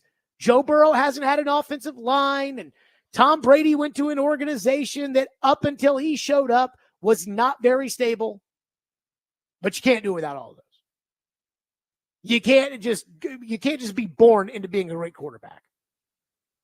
Even Peyton Manning needed Tony Dungy to get there before they unlocked. 615-737-1025. More of your phones. 615-737-1025 here on Stillman and Company. Also, there's one thing going on at Titans camp that I'm worried about. We'll get into that next. Plus your phone. Stillman and Company, 1025-1063 The Game.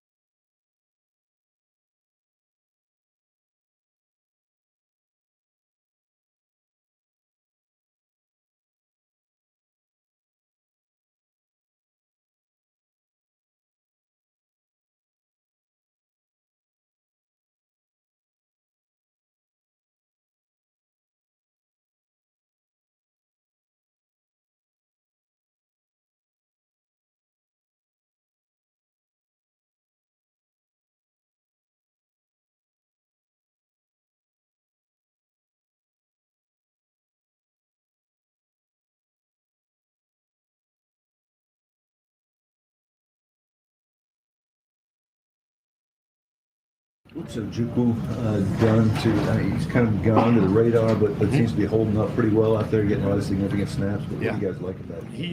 he's one of the first thing is that, for a guy like him, I think I might have said it before, but you don't notice him. And that's a good thing. He's not making errors. He's doing what he's supposed to do, what he's coached to do, and doing it well. Again, this is all going to change next week.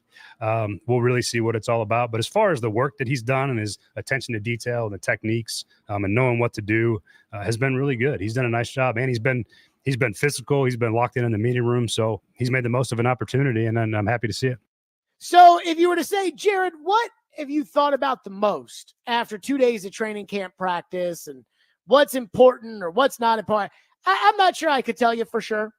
But one thing that is bothering me and is probably not bothering you as much as it's bothering me when it comes to the Titans is this whole John Ojukwu thing at right tackle. This idea that an undrafted free agent in his second year who played 66 snaps of football last year is going to be starting at right tackle is simply unacceptable for me. And I don't care, that there have been players that have been undrafted free agents and they've become superstars in their careers and things like that. I get it. But normally what happens is those guys get opportunities when other people, and I'm not talking about PT. I'm talking about real players get hurt, and then that guy has to go in there, and he plays well. It's what happened with David Long Jr.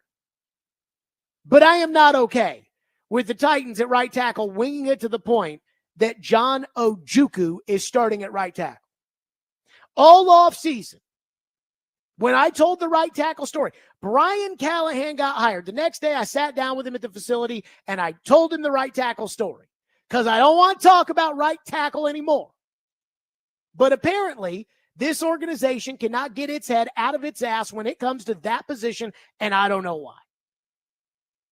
So all off season, in March, I kept saying they don't have a right tackle.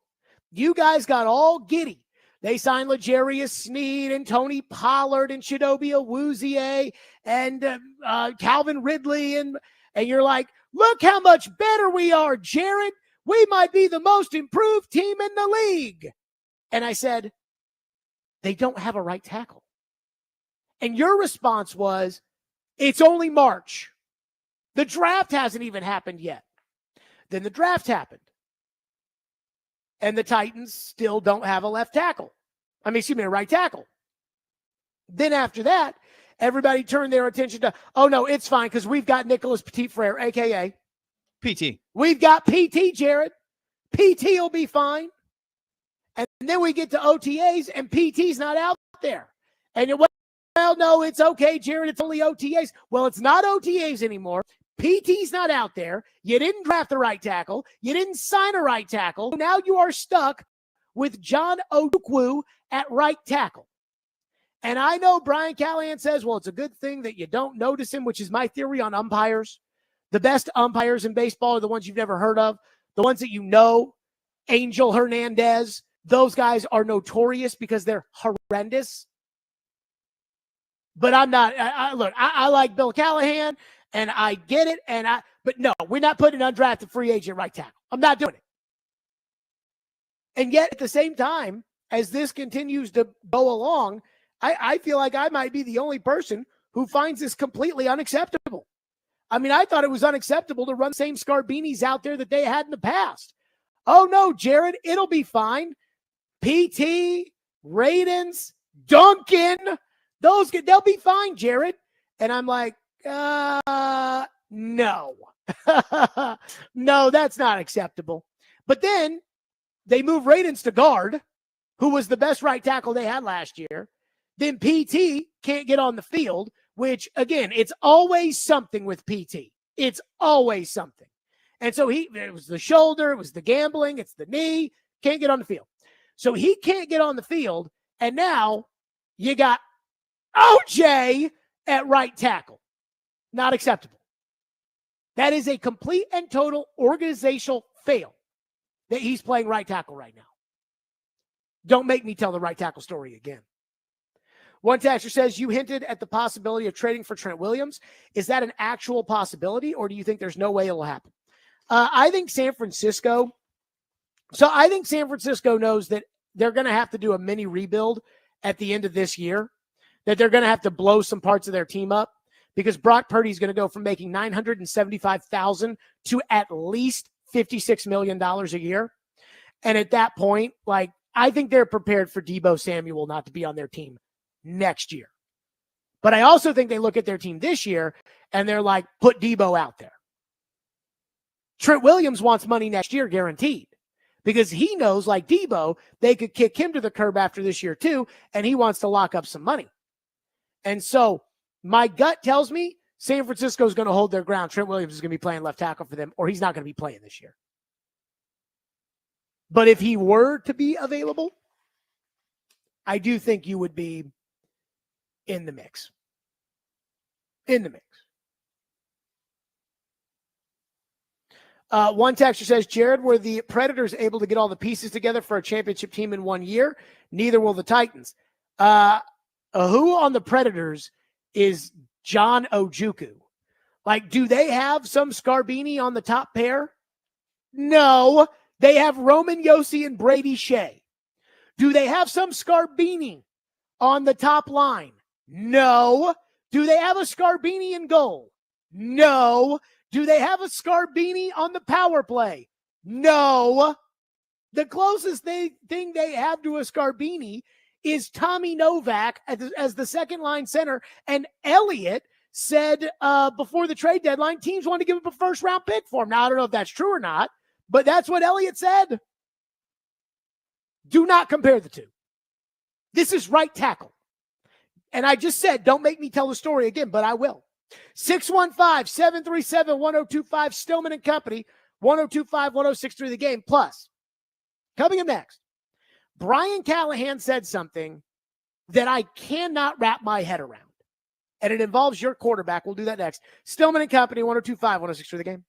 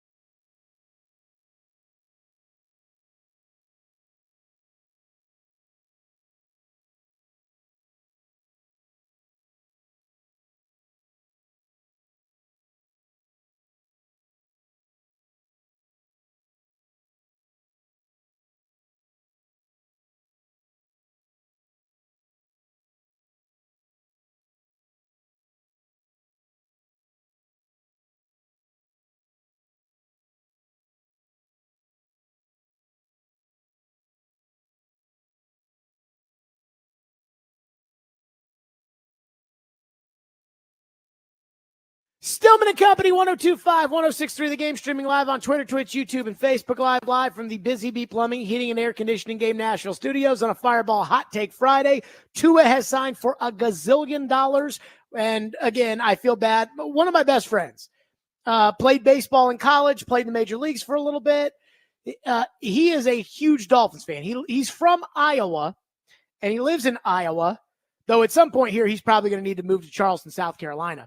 But he lives in Iowa, is from Iowa, went to college in Louisville. He loves the Dolphins. And I texted him today, and I said, my condolences to you. Because Tua is going to be your quarterback for the next 3 years. And he is not happy about this development. But could be worse. Could it? Yeah, sure. Is there any other quarterback? I was thinking about this. Is there any other quarterback? Daniel Jones, who has signed, but see, not even Daniel Jones. Like Daniel Jones signed a bridge contract because at $40 million a year is not. Well, at the time it was market. Money. No, it wasn't. It was close. No, Deshaun signed in 2021 for 46. So if Daniel's signing for 40, that's less than market. Yeah, but that's not much less. And Again, you're talking Watson versus Jones. All these guys. And the Watson thing is an albatross. We've talked about that. That's 20. You're talking about what happened in 2021. We're talking 2023. The market last year was in the 50s when Herbert and Jalen Hurts and those guys were all signing in the 50s. That's the market. He signed less than market. Tua signed market. And they'll get rid of Daniel Jones after this year. They could have gotten rid of Daniel Jones right now if they wanted to. You can't get rid of Tua after this upcoming season. And even then, I think it was a massive mistake it was a massive mistake to sign Daniel Jones. I do have a thought on that. We'll get to that in a little bit, though. But today, Pete Prisco went to the first two practices out at St. Thomas Sports Park and then wrote an article for CBSSports.com that was basically Will Levis is going to be Josh Allen. And Titan fans have been sharing that on social media like crazy. Like, oh, wow. And I'm like, yeah, okay. It's 2 days of practice. But there was a quote in there that I was stunned by, and it came from Brian Callahan. Quote, I think he, in reference to Will Levis, I think he can be one of the top 5 quarterbacks in football, Callahan said. He has everything you need to get to that point. Now he has to prove it. The good thing is he's trying to prove people who believed in him that they were right rather than trying to prove people wrong. It's been a fun offseason coaching him. He's everything you want. He's readily coachable, and he has a good sense of the things he can and can't do. Top 5 quarterback? Look, I'm fine with the idea of seeing if Will Levis can be a franchise guy. But top 5 quarterbacks in the NFL at any given time are the Elway, Marino, Jim Kelly category. And Brian Callahan looks at Will Levis and says, I think he can be John Elway. I think, again, I'm not asking for Will Levis to be Tom Brady. I would love for Will Levis to be Tom Brady, but I'm not asking it. I'm hoping that he can be slightly better than Dak and Trevor Lawrence. But that's what I'm asking for in all seriousness. Don't ask Santa to get you a private plane. He's not going to be able to do it.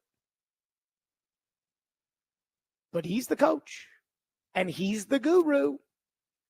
And as we said yesterday, where things sit, Brian Callahan is a certified QB guru, like Shanahan, McVay, LaFleur, and thus his opinion on those matters have a level of expertise that other coaches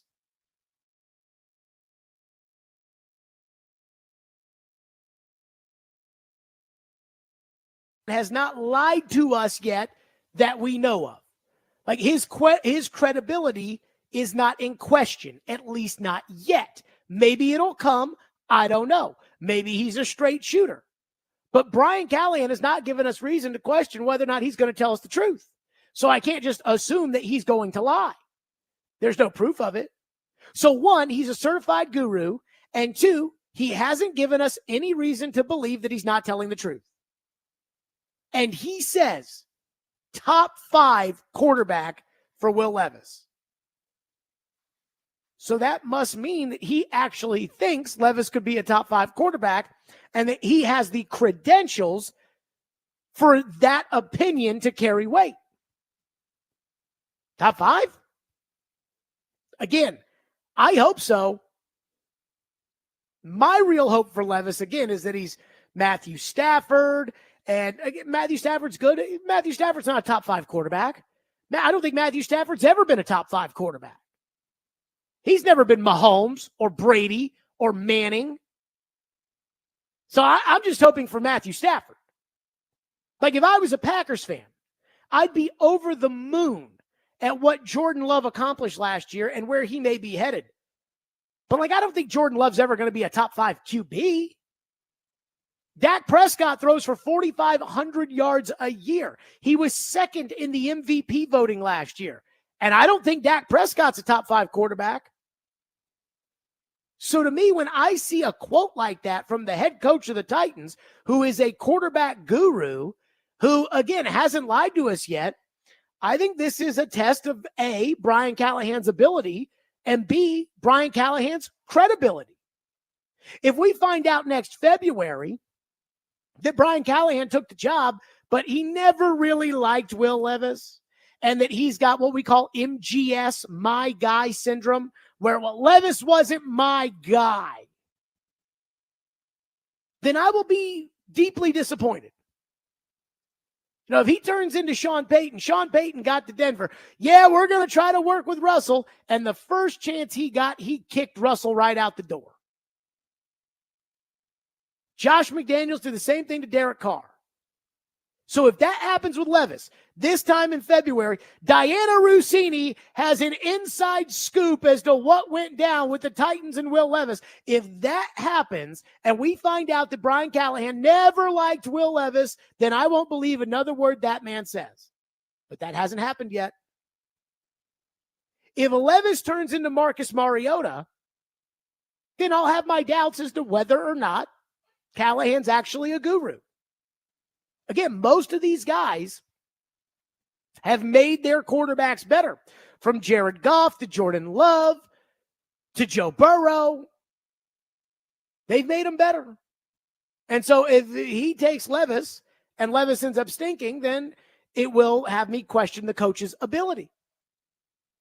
But as of now, on this date, training camp 2024, the honeymoon period with Brian Callahan, he is a guru, and I trust the gurus just like I trust a dermatologist over your Aunt Betty. I trust the guru, and if the guru says top 5 quarterback, maybe I should recalibrate my hopes for Will Levis. And I think many of you, that just want to be, you're at the gate, you just want to say he's a franchise quarterback. He's going to be a franchise quarterback. Maybe this is the ammunition that you need in order to be able to believe that you've got a franchise quarterback when your guru coach tells you he thinks he can be a top 5 quarterback. 615-737-1025 is our phone number. 615-737-1025. So, do we think Brian Callahan's just saying top 5 quarterback? Like just off the top of his head, oh, he's a top 5 quarterback, without actually thinking what that means. Because I did do some critical thinking on this top 5 quarterback thing. And it's hard for me to see this being a reality. We'll get to that next. Stillman and Company, 102.5, 106 for the game.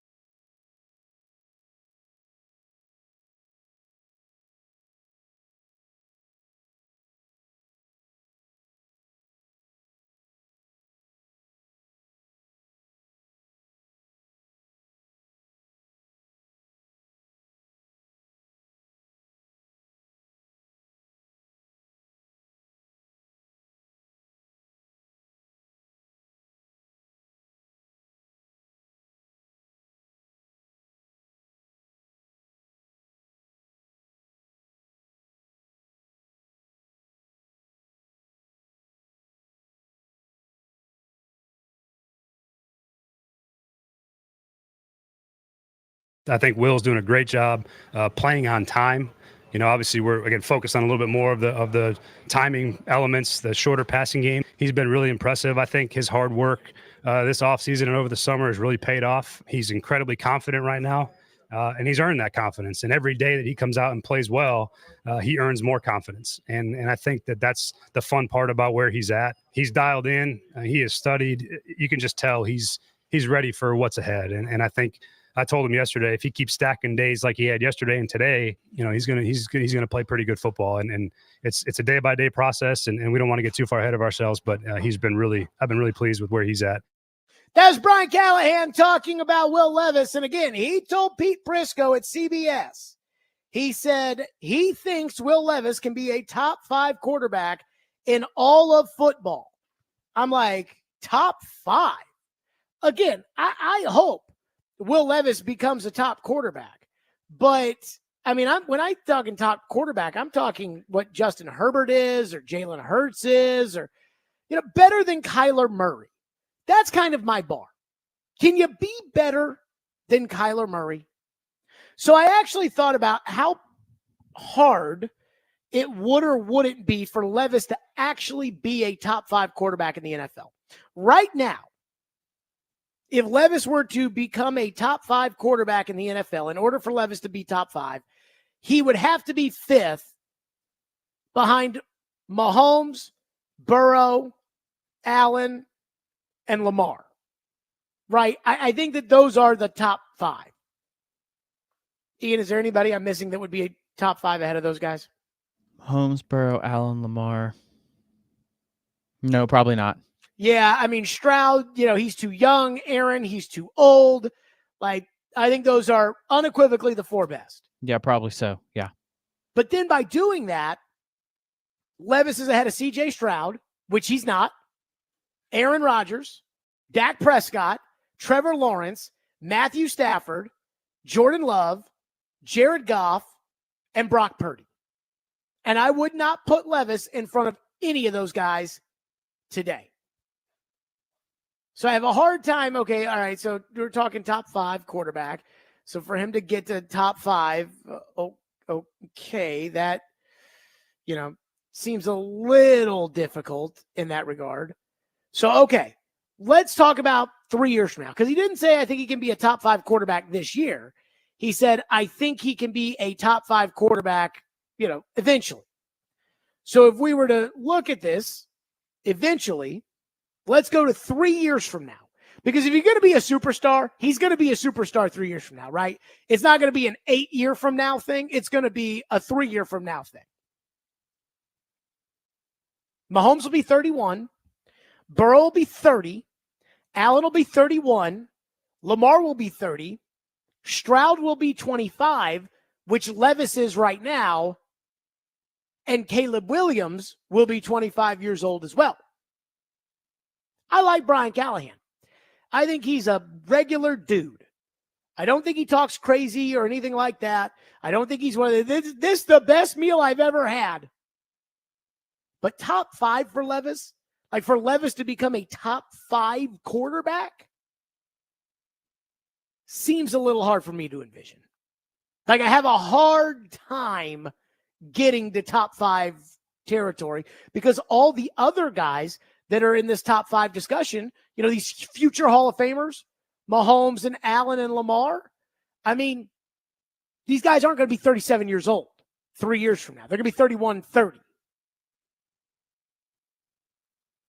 So Levis is going to have his work cut out for him in order to, again, cut into top 5 status. That's saying something to be top 5. In fact, I use 2027 as the example because that's when the new stadium opens. And so I've been thinking, okay, if we were to just go into the future, 3 years from now, who are the top 5 quarterbacks in the NFL going to be? Ian, if I can get my numbers here. For the top 5 quarterbacks in 2027 when Nissan Stadium 2 opens. I don't know if we're calling it Nissan Stadium 2. I don't know if we're calling it the new Nissan Stadium. But when the new stadium opens, here's who I think will be the top 5 quarterbacks in the NFL. Start me at the top. Number 1. Mahomes, right? Like he'll be 31 years old. I really want to go Joe Burrow here because I love Joe Burrow and I think Joe Burrow is very good. And the one thing Joe Burrow does is he beats Mahomes and nobody else can. But Mahomes has 3 Super Bowls and it doesn't look like Mahomes is stopping anytime soon. Now, in order for him to be the best quarterback in the NFL at that point, he'll have to have developed a rapport with somebody else because Travis Kelce will probably not be the guy anymore. It'll be like when Tom Brady had to get with Rob Gronkowski because Deion Branch and Troy Brown were gone. But I still think that Mahomes will probably end up being the top guy. Number 2. Joe Burrow. 3 years from now, Joe Burrow will only be 30 years old. Can you believe that? He will be 30 years old, which is unbelievable. I bet he wins a title by 2027. That's how much I believe in Burrow.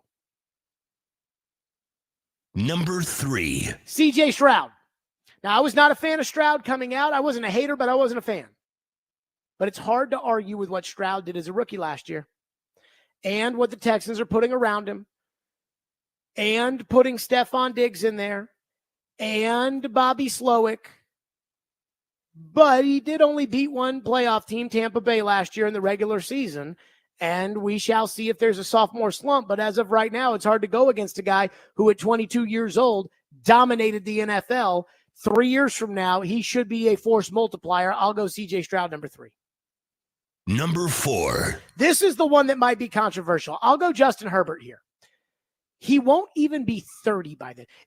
Ian, is that not amazing to you that Justin Herbert will not be 30 years old by 2027? Yeah. Pretty crazy. I mean, he's been in the league now for 5 years, and he will not be 30 years old 3 years from now. It's just crazy. Number 5. Josh Allen. Josh Allen, 31 years old. In a loaded AFC, I almost wonder, is he ever going to win?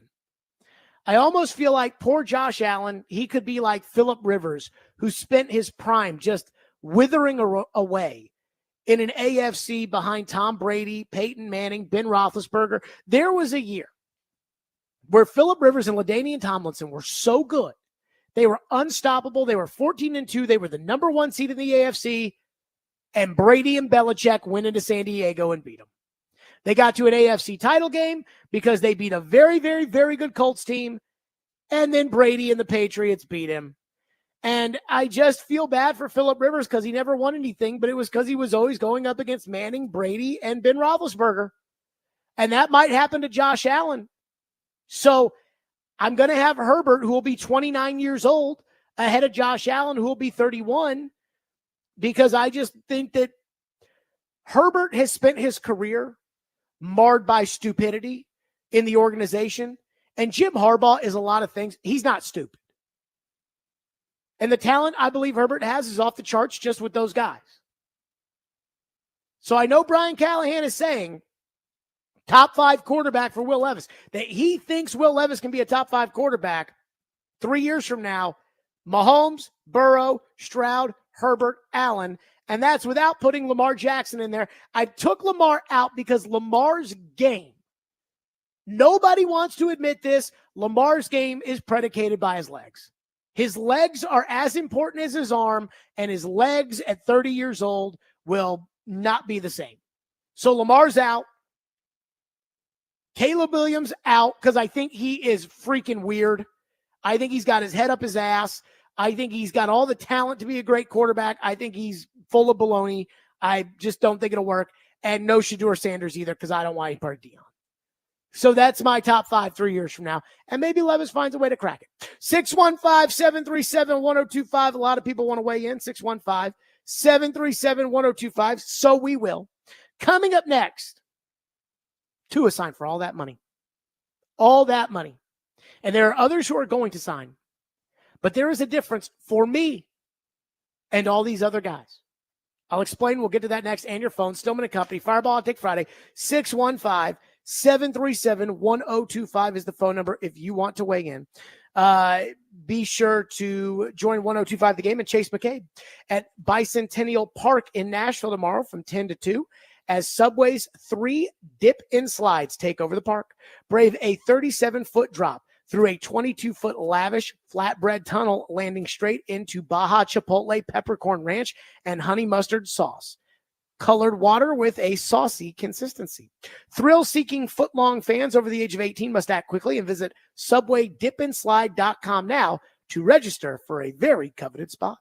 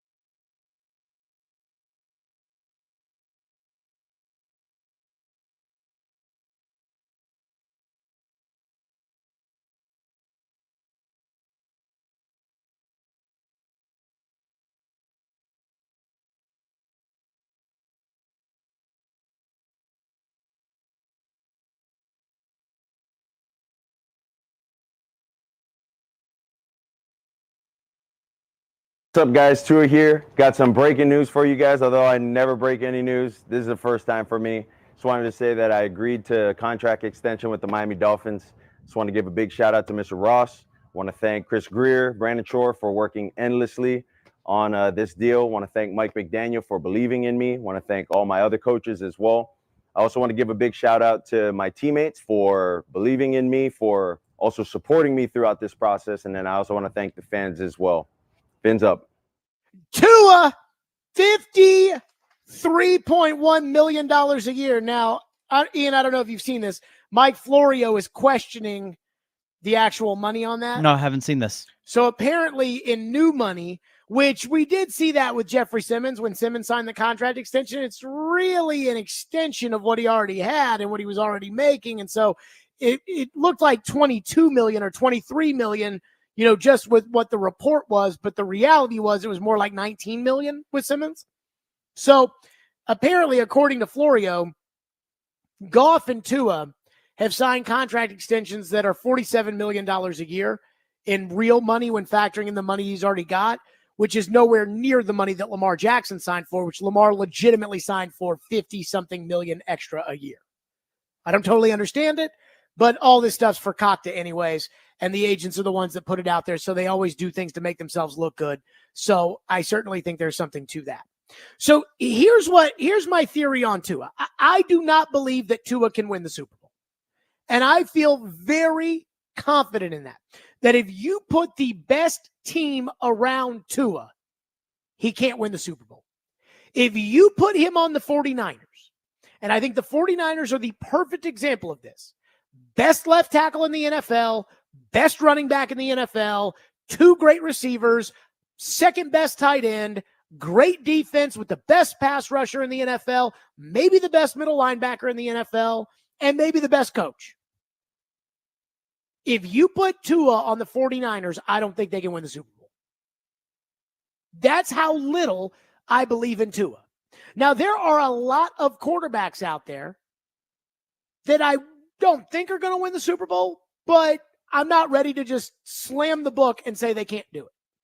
I'm not ready to say Trevor Lawrence can't do it, though I don't think he can. I'm not ready to say Dak can't do it, though I don't think he can. And in the cases of Dak and Trevor Lawrence, I would extend them, even though they both drive me crazy. I think about the guy who's going to sign the next contract. It's Jordan Love. And I think to myself, if you're a Packer fan, and again, forget about the money. The money doesn't matter. They all make a lot of money. It's really about the commitment. When you sign the guy to the contract, you are committing to that guy at quarterback for the next 3 years. A couple of years ago, I talked to a guy who I was friends with who played for the Chargers. And he told me after the season, this was the year that Brandon Staley tried to go for the win instead of playing for the tie to get into the playoffs, and they ended up not making the playoffs. And so the guy I knew said to me, who played for the Chargers, he said, "We have the best quarterback in the NFL." I'm like, "Are you sure?" Because Mahomes is pretty good, and Burrow's pretty good. He's like, "No, we have the best quarterback in the NFL." I said, "Okay." They really believe that. I told you that when Jacksonville signed Trevor Lawrence to that contract, that Jacksonville looked at it like he's our Joe Burrow. And then we had Tony Khan on the show, and he said it. He owns the team, and he said it. I don't think Stephen Ross, who's gotten suspended, the owner of the Dolphins, who got suspended for trying to run a coup to put Sean Payton and Tom Brady in, I don't think he thinks Tua's best quarterback in the NFL. So when it comes to winning the Super Bowl, yay or nay, Jordan Love's up next. I'm not ready to say no, that Jordan Love can't win the Super Bowl. I don't think Dak can win the Super Bowl, but I'm not ready to say no, Dak can't win the Super Bowl. Brock Purdy, he'll get paid next year. I can't say Brock Purdy is not going to win the Super Bowl. He came pretty damn close to winning the Super Bowl last year. Can't say that. C.J. Stroud, Will Levis, Bryce Young, Anthony Richardson, can't count any of those guys out. Even Young, can't count him out. And then that takes us to Caleb Williams in this year's group. Tua's the one guy who in this period of those guys that I literally look at, I'm like, you can't win the Super Bowl with him. You cannot win the Super Bowl. Put him on the 49ers, you can't win the Super Bowl with him. So why give him top of the market money? Purdy, maybe you can't, but he's already got to one. Hurts, maybe he can't, but he's already gotten to one. Goff, maybe he can't, but he's already gotten to one, gotten to an NFC title game. Tua was 1-6 last year against playoff teams. And the one game he won was against Dallas by 2 at home. That's bad. That's real bad. 615-737-1025 is the phone number. Adam in Portland texts in, sends a lot of things in, and said, Adam said, I'm not completely disagreeing with you. I think Tua sucks, but I feel that way about all the Alabama quarterbacks in the league. Jalen Hurts is the best, and he kind of sucks too. Well, I don't think Jalen Hurts sucks. So I take that out. I mean, I think Jalen Hurts is a fine starting quarterback. I do not think that Jalen Hurts is in that Burrow, Allen, Mahomes kind of class. But I don't think he sucks. I also am curious to see if Bryce Young can overcome how bad of an organization Carolina is. I'm not betting that he will, but maybe. I'm not ready to count Bryce Young out yet. But I also don't do a whole lot of helmet scouting, which is, all these Alabama quarterbacks suck and Tua's right there with them. I don't really do that. I don't think it has anything to do with Alabama. I think it has to do with the fact that Tua, I just don't think takes the top off defenses. I think Tua's game is throw it short, and then Tyreek and Jalen go run with it with their unbelievable talent. And that, I think, is their game. Whereas I do think that Jalen Hurts can throw the ball deep, because we've seen Jalen Hurts throw the ball deep in the past and throw it deep to AJ and all those kind of guys. Here's my favorite thing about the Tua deal. There's nothing really, there's not a moment in his career. And Tua is not a rookie, right? He's been in the league for 5 years. There is not a moment in Tua's career that is a, wow, he could take this team to the promised land type moment. And I'm not saying it's the same as a winning the Super Bowl moment, but Dak Prescott's had those. Brock Purdy has had those. Outside of a noon kickoff on CBS game against the Ravens in 2022, when you think of Tua's career, what's the moment you think of? What's the moment of greatness that you believe in when it comes to Tua? And I'm just convinced it doesn't exist. You know who I think Tua's kind of like? And I haven't mentioned his name today. Geno Smith. Geno Smith can start in the NFL. Geno Smith's okay. But where I can't rule out a Super Bowl for Jordan Love, or rule out a Super Bowl for Brock Purdy, or rule out a Super Bowl for Trevor Lawrence, I can rule out a Super Bowl for Geno Smith. That's where I am with Tua. I can rule out a Super Bowl for Tua Tagovailoa. One texter says, I would take Will Levis on his rookie contract over Dak with his $50 million deal all day. Maybe even take Will Levis over Justin Herbert. Well, you're the only person on the planet that would take Will Levis over Justin Herbert. And so, again, your job was open, and you had Will Levis at quarterback, and Jim Harbaugh wasn't circling that one. The job everybody wanted was the Charger job, because that job had Justin Herbert. That's the job everybody wanted. The problem with jobs in the NFL when it comes to becoming a head coach is that most of the time you go to a team that's lost specifically at quarterback. You go to these organizations that have been searching and searching and searching and searching and searching. You don't go to a team that has Tom Brady. So when all these jobs came open this year, Atlanta, Carolina, Tennessee, I think it was 8 jobs came open this year. Washington, the one job that was the top job was the Chargers because of Herbert. Again, I've had somebody that's played with Herbert tells me that they think he's the best quarterback in the NFL. Nobody, even on the Titans, nobody is thinking that Will Levis is the best quarterback in the NFL.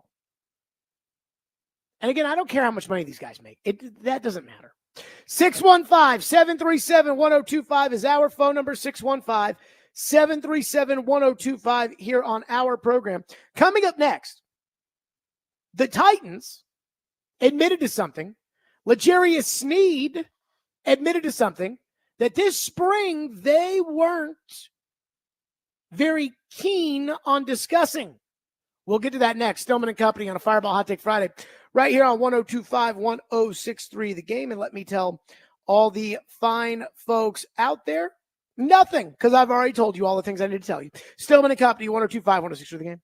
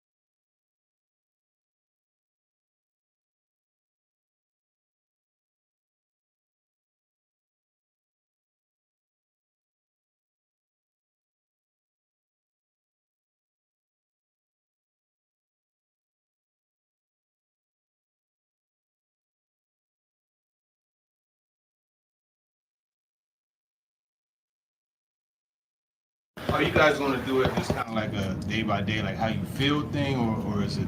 No, they have a plan for me. You know, they have days where I just, did what I did today, and days that I just practice. It's a pretty good schedule that they got me on. accomplish, I guess, over the next 6 weeks to be peaking for week one? I mean, I'm healthy. I just got to maintain it. Just get that to week one. That's all I'm trying to get to. How does the knee feel if you're healthy? I guess just how. My knee feel great. Okay. Actually, it feel great. Why do you feel the need to keep the limitations if you're healthy? Because the procedure that I'm having, the things that I got going on with me, and The procedure I am having. What? That was L'Jarius Sneed yesterday talking about his knees. So I want to commend the Titans.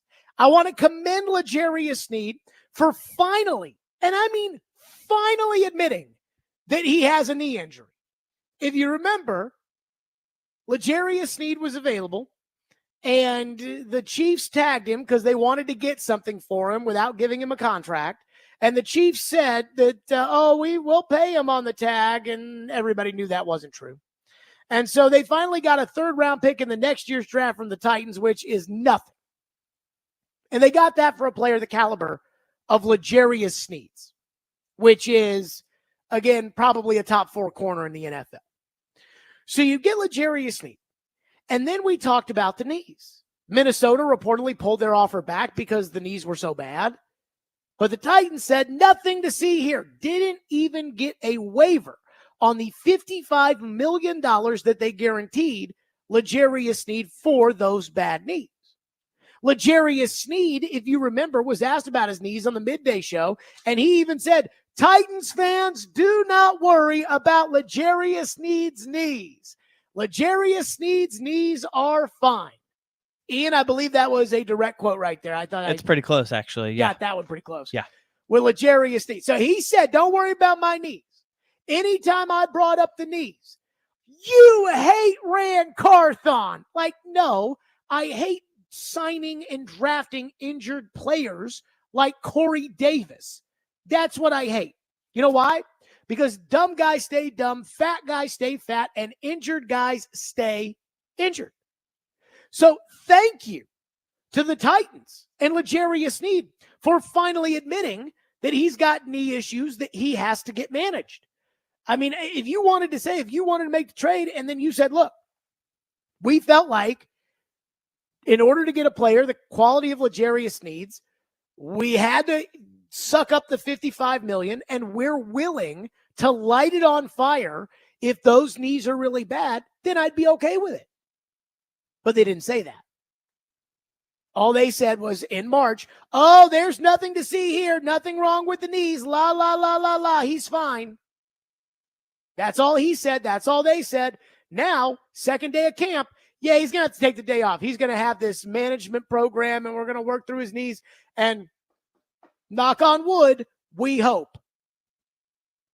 So, would it be too audacious of me to ask the question, what is actually wrong with L'Jarius Sneed's knees? Again, every time he's asked about it, whether it was his introductory press conference when I think TD asked him about the knees, and he was like, no, they're fine. Whether it was the midday show when they asked him, and he was like, Titans fans, L'Jarius Sneed's knees are totally fine. Whether it was that, or whether it was even that cut that we just played from yesterday, where Sneed was like, yeah, I got to do it because of the procedure I had with my knee. So, but is your knee okay? Yeah, my knee's fine. What is this nuclear secret about L'Jarius Sneed's knees? Like, what's actually wrong with him? Is it fair to ask that? Or am I being a hater by saying, okay, now, after 4 months of lying about Sneed's knees, now we know that there's a real issue there. Can we ask about what is it actually, so I can get an idea? Is it like, again, I'm not an orthopedic guy. I'm not a surgeon. But what is this injury? Like, what is it about his knees that he can practice some days, but not all the days? But that by doing that, he'll be able to play 17 games.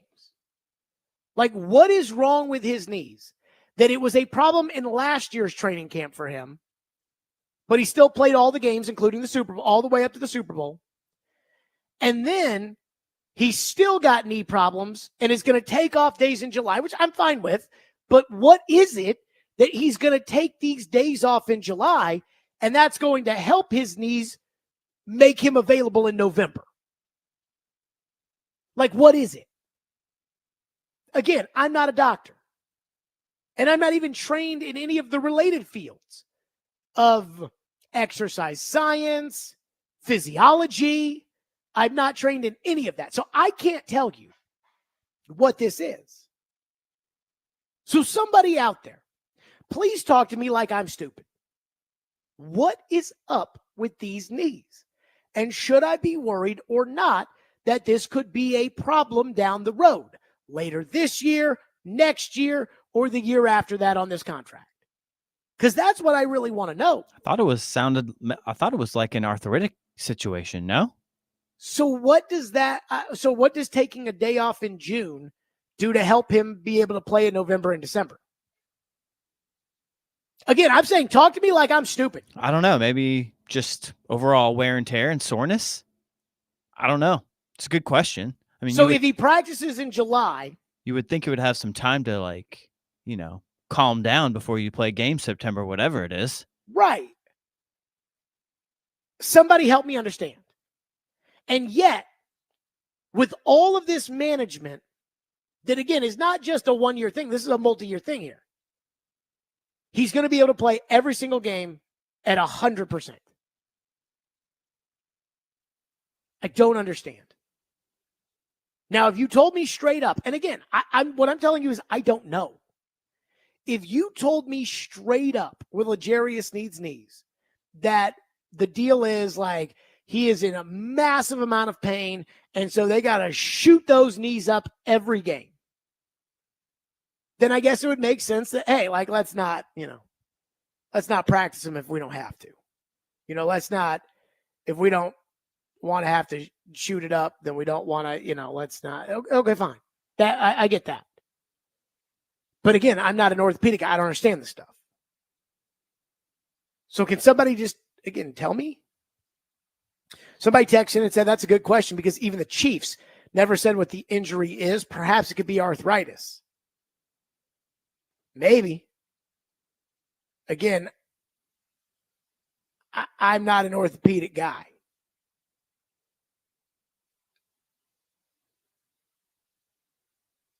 Somebody texted and said, dang it, man. I haven't listened to you in 3 days, and I got in my other truck.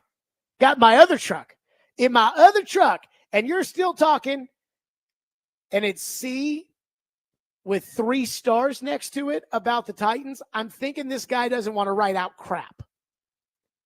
I'm hoping this guy doesn't want to write out crap. Let's hope so. You can say crap on this show. That's okay. You can say that word. Chad Withrow joins us next on the program. Tua got his money, and I am convinced that it's so sad.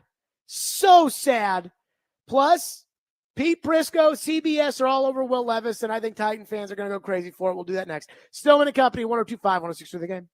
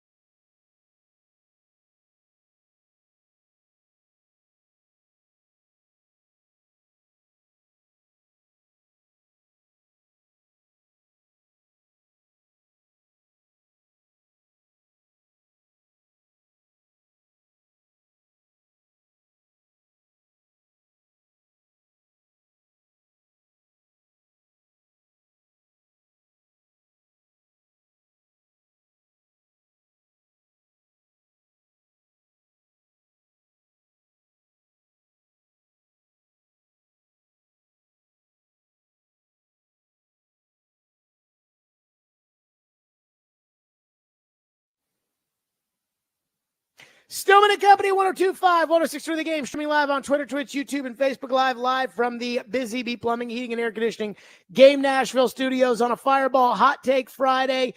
It is 5 o'clock, and for the first time in what feels like eons, we are joined by Chad Withrow from Outkick, presented by A Moment's Peace Salon and Day Spa.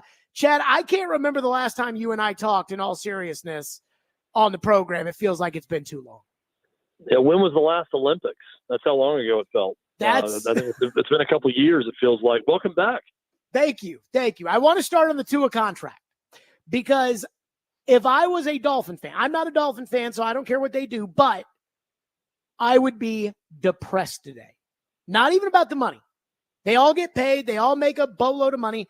I would be depressed about the fact that now I feel like for sure my team is not competing for a Super Bowl in the next 3 years. Tua over the last 2 years, so since Tyreek Hill and Mike McDaniel got there, Tua is 3-11 against playoff teams. That's bad. Am I crazy for saying what a massive mistake by the Dolphins? I think it's really surprising. Armando Salguero comes on our show weekly, and he covers the NFL and has covered the NFL and covered the Dolphins for years and lives in South Florida. And I asked him if he expected something to get done in short order with Tua. And he said yesterday, it's not getting done anytime soon, because what he's wanting, he's not worth, and they're holding out on him. And Armando even said, now I say that, and probably by the time I get done saying it, they will have agreed to a deal. And of course, the next day, they get a deal done. So Armando's pretty tied in to that organization. And if he's surprised by it, then I know that it's surprising. I think Tua Tagovailoa, Jared, falls into that category of so many guys across the league that it's like if you get around the midway point of the league as a quarterback, if you're around 16 to 20, let's say, of best quarterbacks in the league, you're kind of in this purgatory where organizations just pony up and pay those guys, because it's like they're telling themselves, well, we could do worse, or we could not have a quarterback. And if you're young enough and you're in that middle of the pack range, I think that teams too often overpay for their quarterback. And I think Tua Tagovailoa is another example of that. Miami is set up with the speed on that roster to do something big. They got to get some better quarterback play. I don't think Tua's awful like you think he's awful, but I don't think he's top tier, and I don't think he's the guy who's going to win a Super Bowl. Chad Withrow with us from Outkick. I have a theory. I'd rather have right now, if I had to pick, I'd rather have Will Levis than Tua Tagovailoa, because I know what Tua's ceiling is. I don't know what the ceiling for Will Levis is. He might be a bust. He might be great. I'd rather take the risk on Levis or Anthony Richardson or Caleb Williams or Brock Purdy than I would invest in the known quantity of Tua Tagovailoa. Yeah, I think that's fair, because you're taking the unknown over the known. And with Tua, it feels like we know a lot more about him. So, yeah, I mean, I don't think Levis is better than Tua Tagovailoa right now. He certainly hasn't proven it, but he hasn't had a chance to prove it.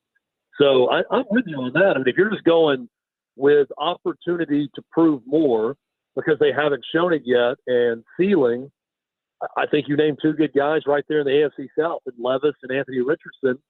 Their ceilings are higher because they haven't been in the league as long. And we've seen the physical ability in college. And with Tua, he's more of a known commodity. So I wouldn't put those guys ahead of Tua if I'm ranking NFL quarterbacks.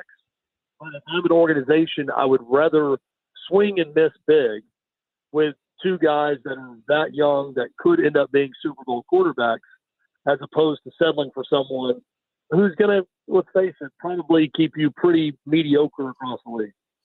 So I was joking earlier today about how I went to my dad and I went to the Titans house, which is the PSL, they have like an office space and they give you this big presentation and show you this giant model in Nissan Stadium and, go over the PSL prices with you. And they've, asked for a lot of money in PSLs, which is not unexpected and is the going rate in today's economy, which I understand. But I joked and said, if you told me that the Titans in the same exact situation with the Dolphins, if Levis becomes what Tua is right now, if you told me that they were going to extend him, thus I would know 3 years, don't worry about the Super Bowl, I don't think I'd buy PSLs. Is that fair or foul, in your opinion, given the fact that Miami probably should make the playoffs 2 of the next 3 years with Tua at quarterback? I think that's fair. I also think we got to ask the question, how many legit hardcore Titans fans that are that determined that their outcome of buying tickets or not is all about what the team is doing and about winning in the NFL? I don't think that number's that high, honestly. I've seen the prices of these tickets. Tickets are going to people who own businesses. They're going to people that are entertaining clients. They're going to Titans fans that are Titans fans, but are also not making a ton of money, but are willing to spend that money.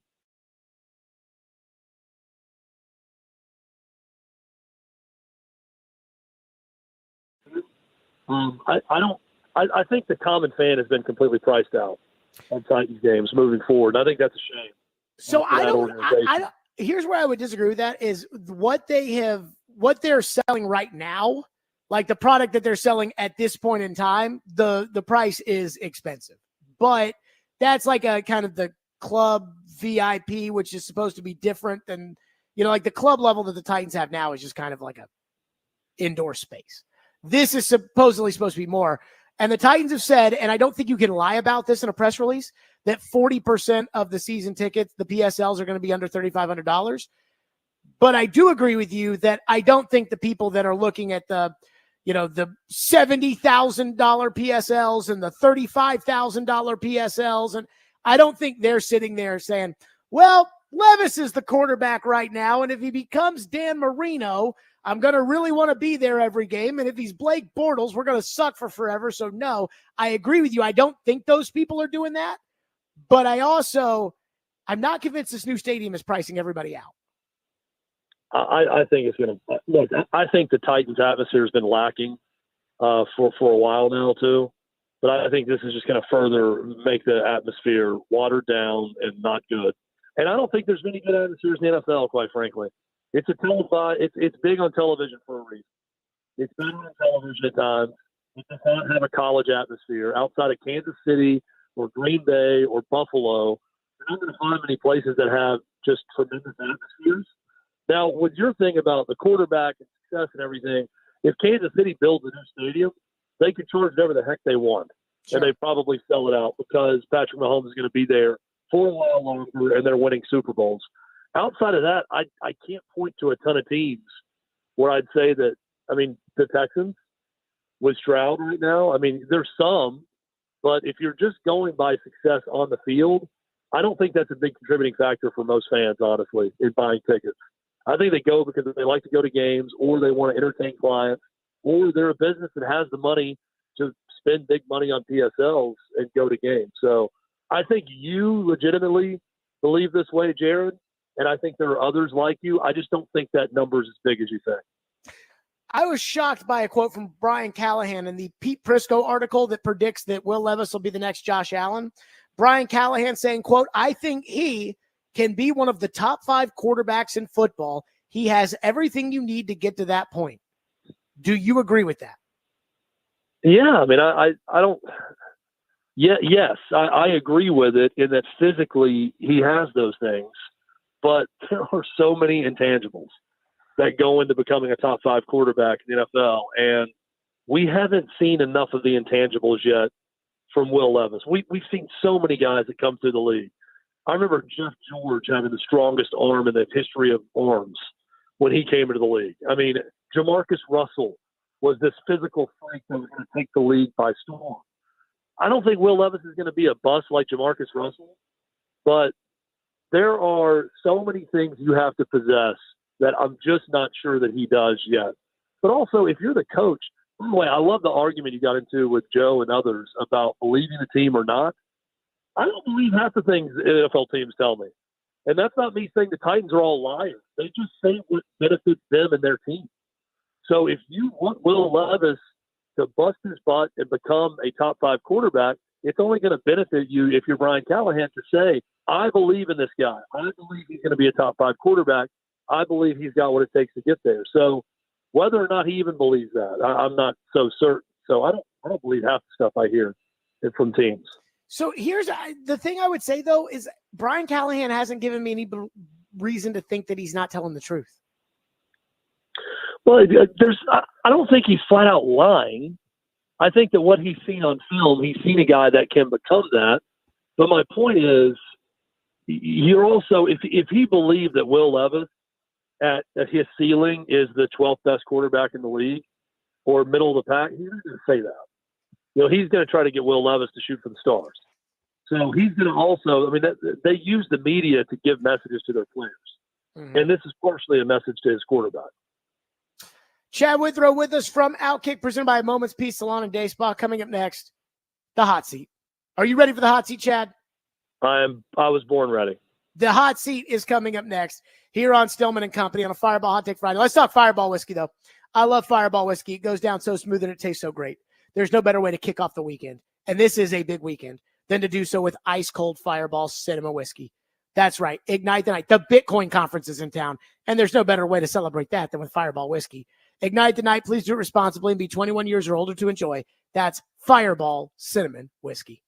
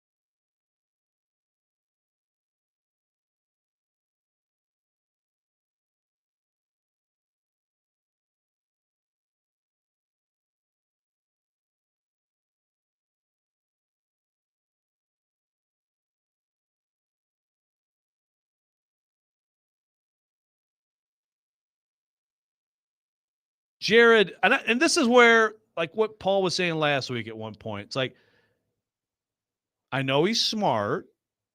So when he gets into these really dumb conspiracy theories, it's like, does he really believe it, or is he just doing this for content? And I have a problem with that if you're doing it for content. I guess I have a problem if you're that dumb too. But I don't think you're that dumb. Jared is trying to push this idea that when the Titans, around Thanksgiving or whatever it was, and Diana Rossini at The Athletic had the report, Mike Vrabel's going nowhere, he's going to be the coach, that was actually intentionally lying. So, I mean, if we're going to say the Titans, I mean, I guess you could say Amy. And this is, again, speculation, but you could just say Amy Adams Sorry, Strunk. Miss Amy. And he tried to make this case yesterday. We were yelling about it right before the press conference started. And I said, you're the dumbest person I know. Like yelling at, I mean, again, like that's not cool. I got out of hand a little bit. Once again, the long fuse on display. Yeah, well, but it took a while. Yep, it took a while. Like the long fuse does lead to the dynamite. The dynamite is at the end of the fuse, okay? It's true. It's just, it's like, but think about the logic there. I mean, I need you to get mad about this. Think about the logic that you would have to not possess to think that Amy Adams Strunk would want it out there publicly that there's no way let's end the speculation and the talk. Vrabel is the coach next year, moving forward with Mike Vrabel. And you actually knew that's not the case, and you're lying. And Jared said something like, well, they could have been traded. Vrabel. Like, just stop it, man. That was Joe Rexroad, who once again thinks I'm crazy for the fact that on Thanksgiving, Diana Rossini reported Vrabel was going nowhere as coach. On Black Friday, I said I didn't believe it. Vrabel got fired, and I feel justified in not believing the Titans at their word right then and there. Chad Withrow is with us, presented by A Moment's Peace Salon and Day Spa. Chad, it is time for the hot seat. We're starting there unless you have a thought. I have many thoughts about that clip you just played. Okay. About this whole situation. So we can start there. Number one, is it a conspiracy theory that I think the Titans didn't tell the truth? No, it's a fact. They didn't tell the truth.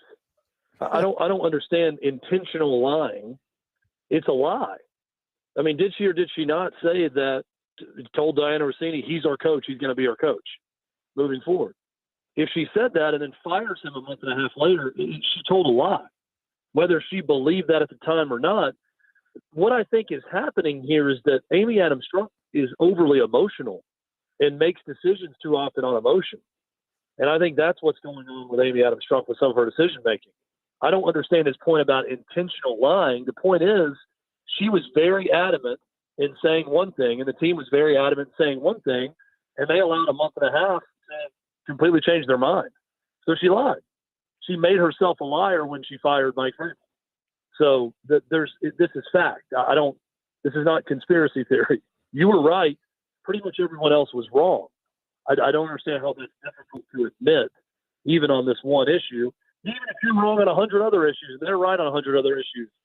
Everybody was pretty much wrong on this one. They all thought he was coming back. They all believed that article, and it wasn't true. The article said he was their coach and he was going to be their coach. He wasn't. They fired him at the end of the year. It was a lie, period. Here's what I struggle with. If you really, like, I can agree that maybe she's got a little Bud Adams bone in her, just the rapid button pushing and firing. And like, I've heard horror stories about she's Bud Adams light. And she's yes, continue. But okay. No, she's emotional on game days right after the game a lot of times. Well, I'm emotional on game days after the games too, so I understand that. But I mean, and I've got a soft spot in my heart for how they treated Floyd at the end. So it's also one thing for you to be emotional, and it's one thing for an owner to come down there, demanding answers and screaming at people when you're the head of an organization. Although I've always said, let's say I married an heiress to a huge company, right? Like I was hearing that this J.B. Pritzker is like the heir to the Hyatt hotel fortune. I'm like, that's got to be like $40 billion. So if I was something like that, I'd buy the Atlanta Braves. Like I'd do what Elon Musk did for Twitter, where I'd give them so much money that they couldn't not sell it to me. So I'd buy the Atlanta Braves and I would tell the general manager, like, hey, dude, until I fire you, you are in charge. But if I am not happy, you're the one who's getting it. I'm not going to yell at the manager. I'm not going to yell at the players. I'm not going to yell publicly. I'm not going to go to the media. But if I'm mad, you're getting it. And I think that could be a fair working relationship. Yeah, you need to have a sounding board, but I also think that sounding board needs to be someone you call on the phone or call into your office.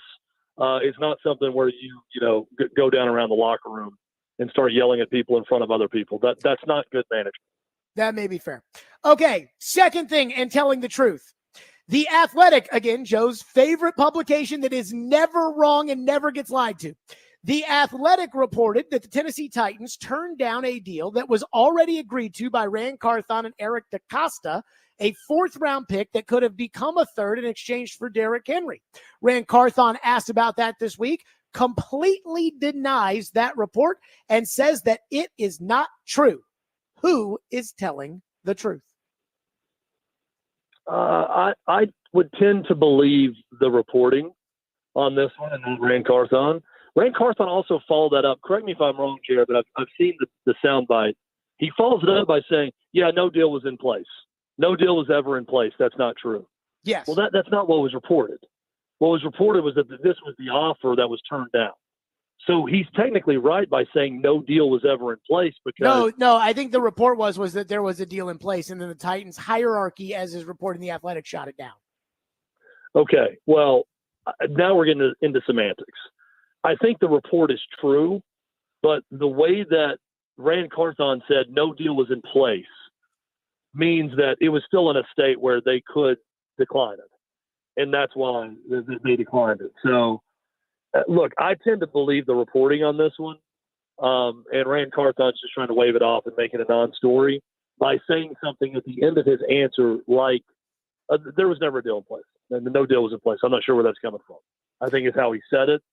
So I tend to believe the reporting on this one, but I also, I don't know that this is Rand Carthon necessarily just being an outright liar as much as playing semantics and saying it one way when in fact it was another. Okay, number 3. If the Titans did in fact turn down that proposed contract, a fourth-round pick that could become a third for Derrick Henry, was that the right decision?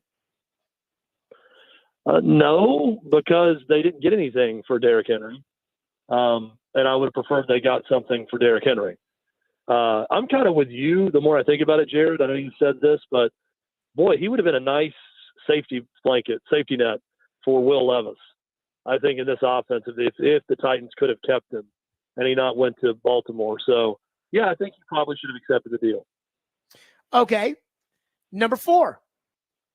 How interested are you in the 2024 Paris Olympics?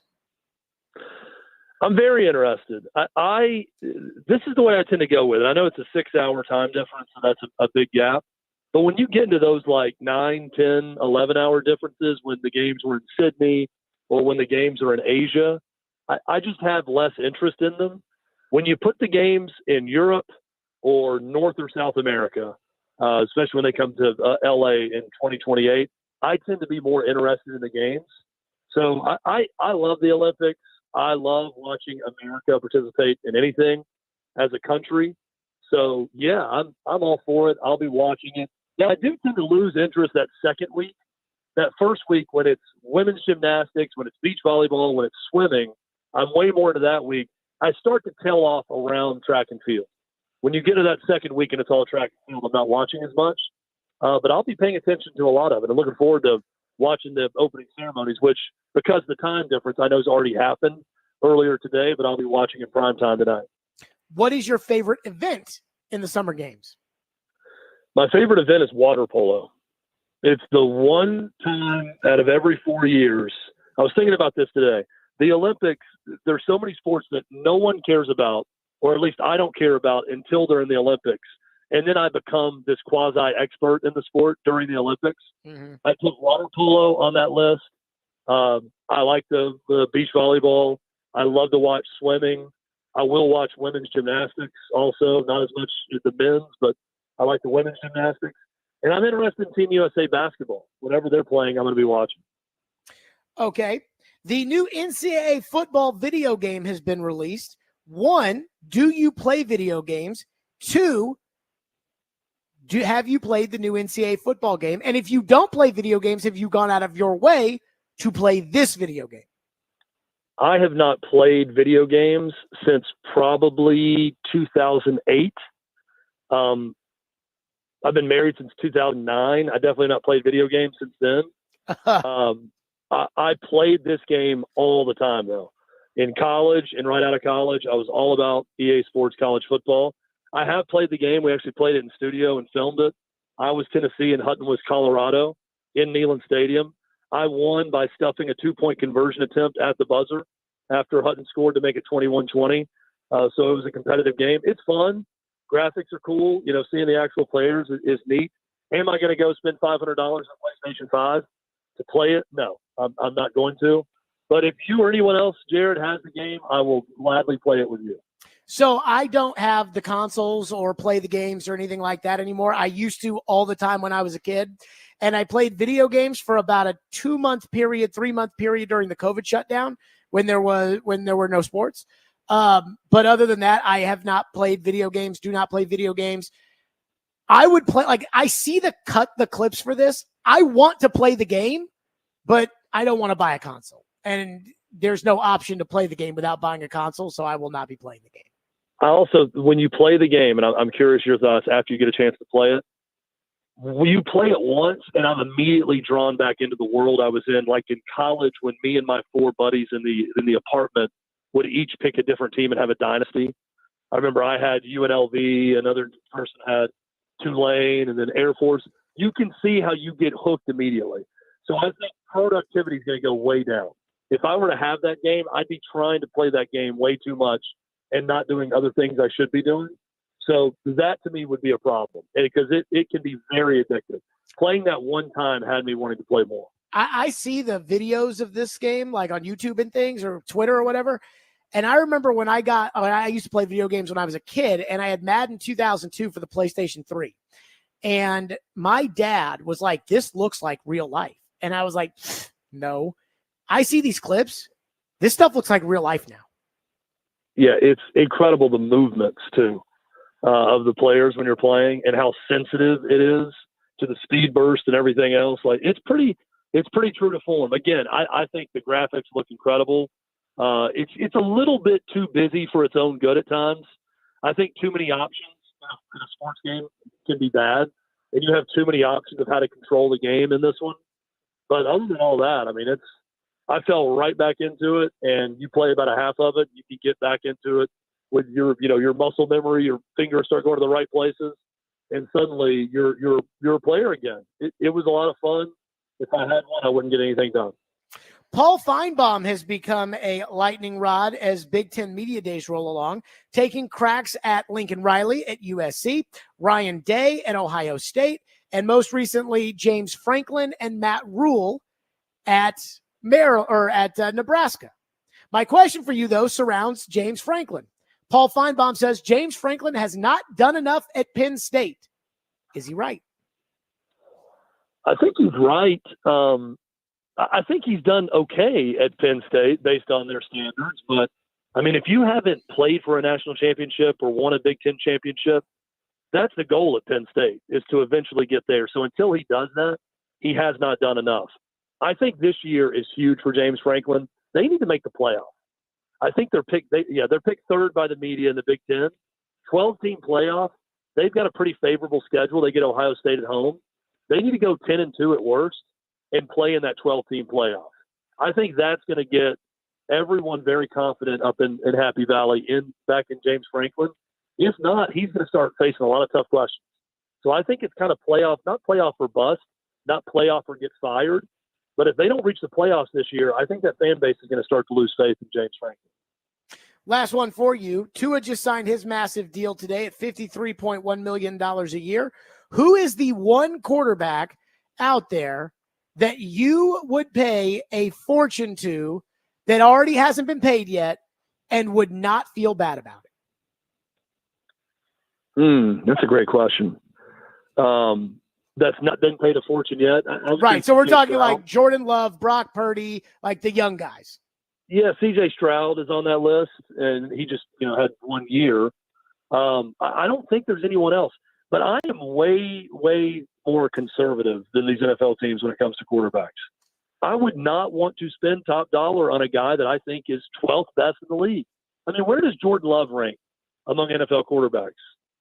At best, 11th, 12th, 10th? Somewhere around there. Like once you get past Stafford and Dak Prescott, but before you get to Kirk Cousins. Right, but he's going to get top 5 or top 3 money, right? When he gets paid, that's what he's going to make.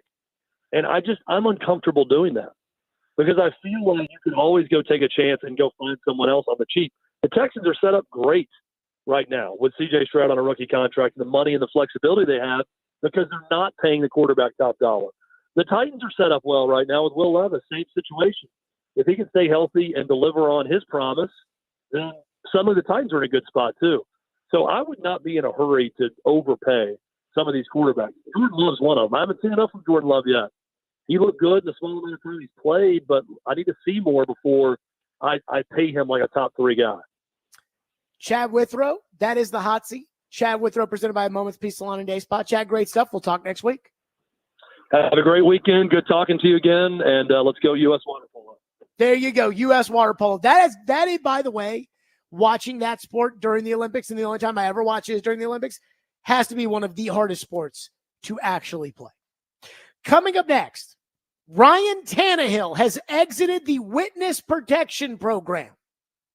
What he said. We'll do that next. Stillman and Company, 102.5, 106.3 The Game. Let's talk Twice Daily. I love Twice Daily. So much so that if I live in a neighborhood, it better have a Twice Daily there. Why? Because at Twice Daily, you can go any time of the day, and they've got you taken care of. Their made-to-order kiosk allows you to get breakfast foods, lunch, dinner, whatever. You can do it right there at Twice Daily.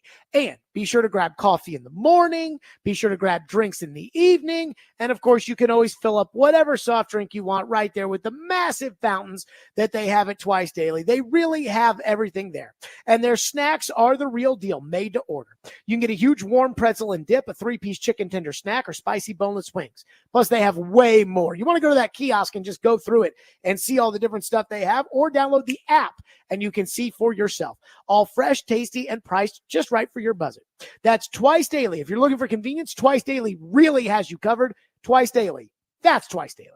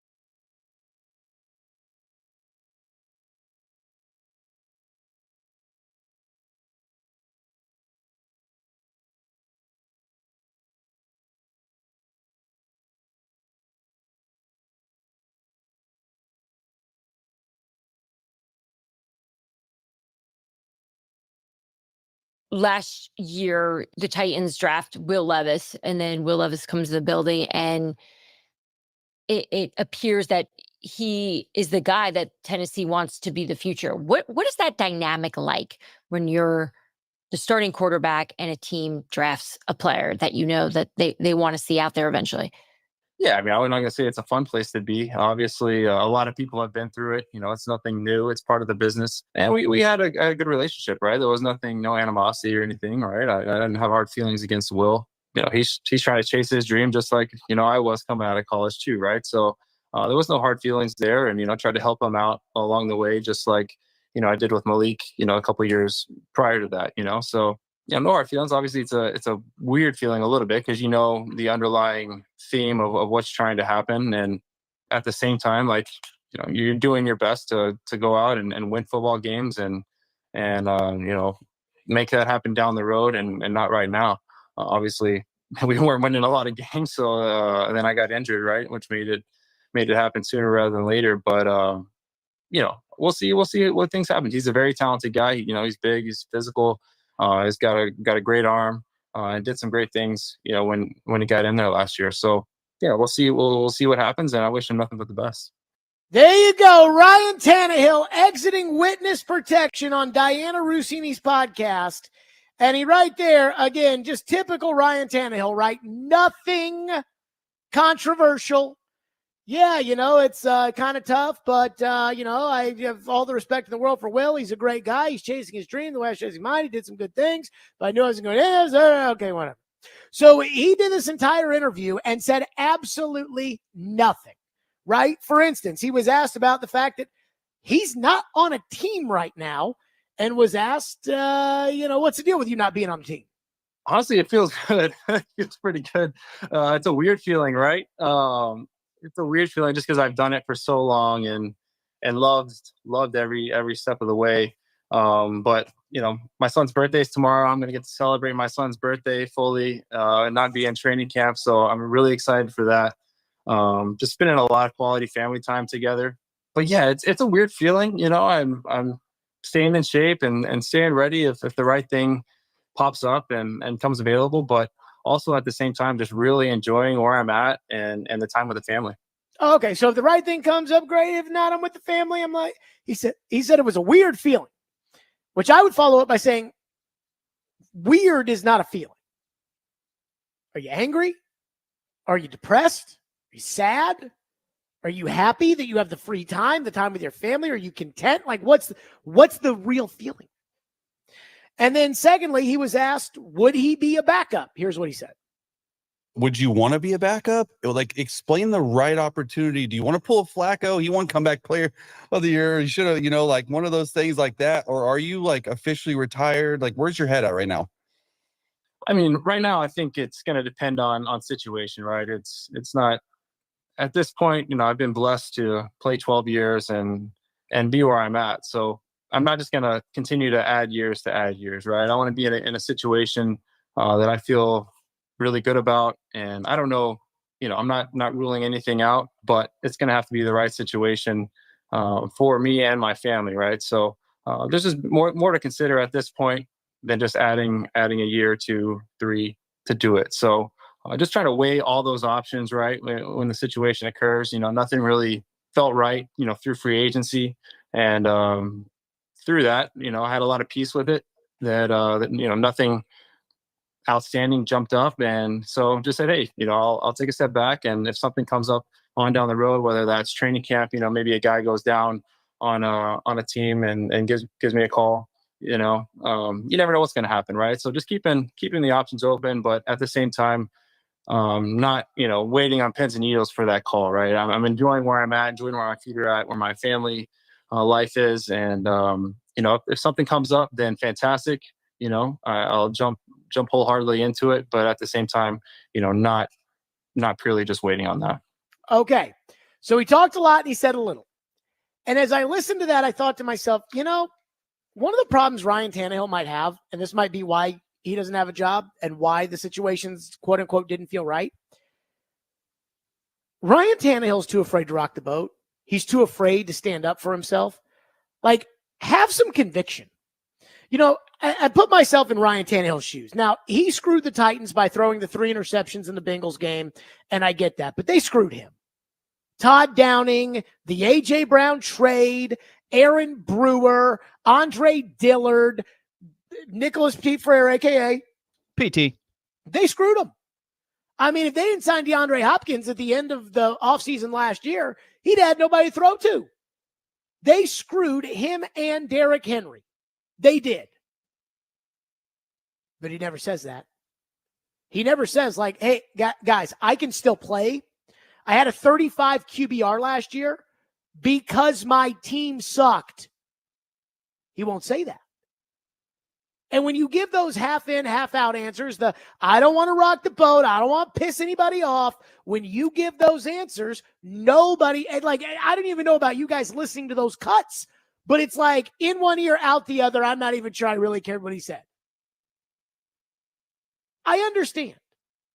Most quarterbacks don't want to say things that are controversial. Most quarterbacks don't want to make headlines because as a quarterback, you're the team, you're focused on what's going on. You don't want to rock the upset the apple cart. But Ryan Tannehill just wasted 40 minutes or whatever it was of his day because nothing he said anybody's going to pay attention to. And I think he's been kind of forgotten. When all these quarterback changes were happening around the league this offseason, nobody was talking about Ryan Tannehill. It's like everybody had forgotten about him because the Titans suck so bad. But why did the Titans suck so bad? A lot of people would think it's because of Tannehill. It wasn't because of Tannehill. It was because the team stunk and the team around him was horrible.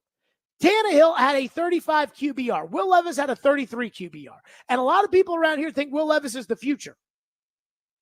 Tannehill can still play. But I don't think Tannehill stands up for himself.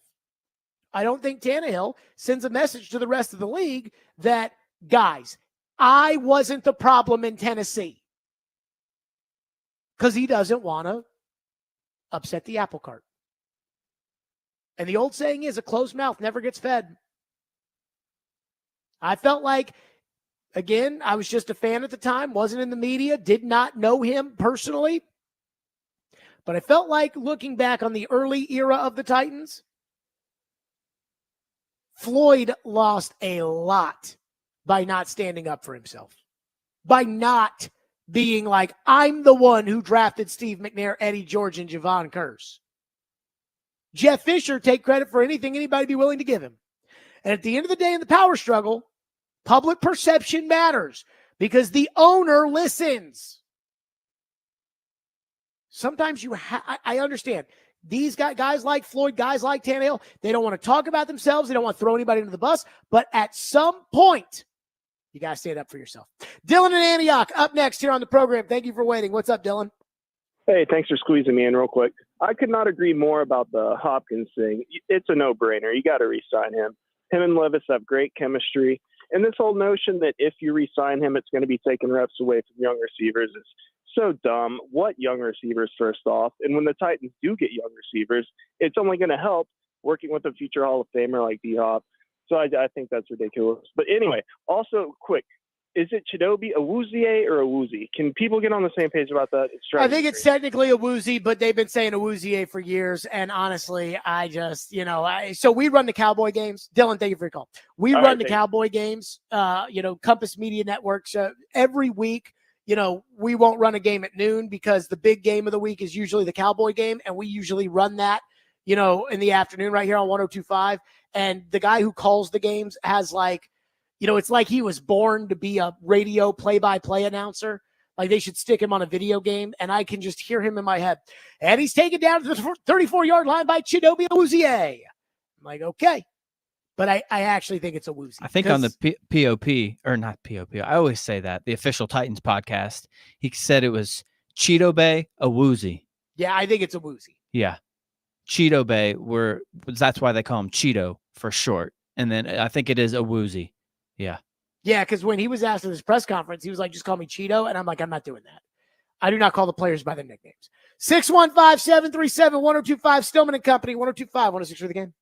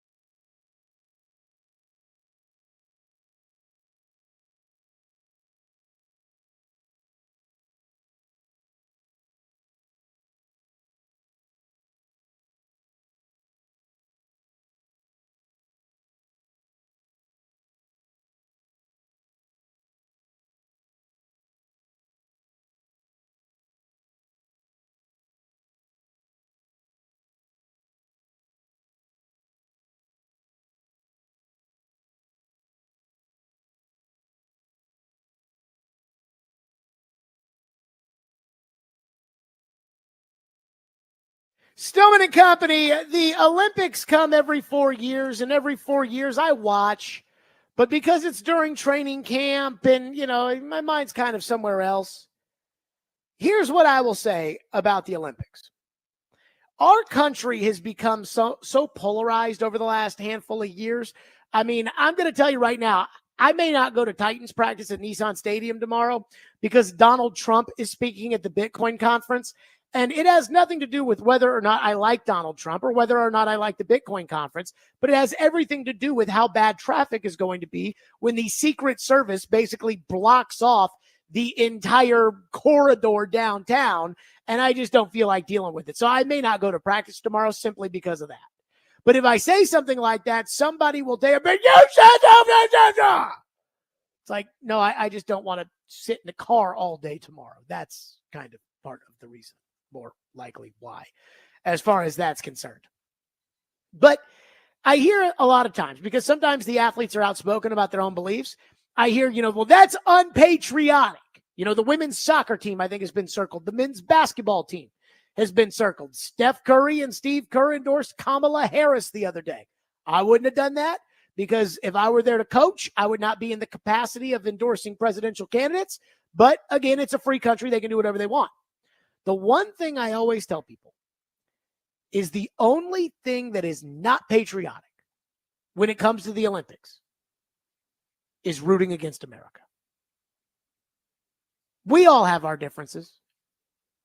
We all have our problems with the country. I don't think there's one person today who would say our country is perfect.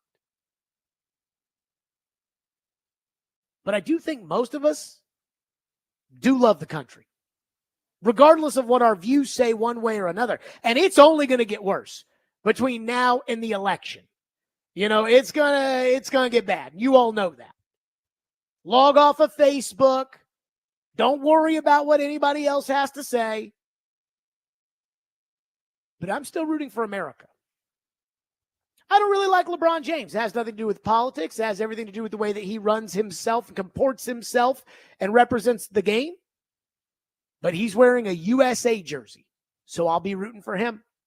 I don't know most of the athletes I'll be watching at the Olympics at the Summer Games, but I'll be rooting for them. Why? Because I love America. And as part of loving America, I am rooting for us to be the best at everything, especially sports. Go USA. That's it for us. We're out of here. Stillman and Company. We'll see you Monday at 2.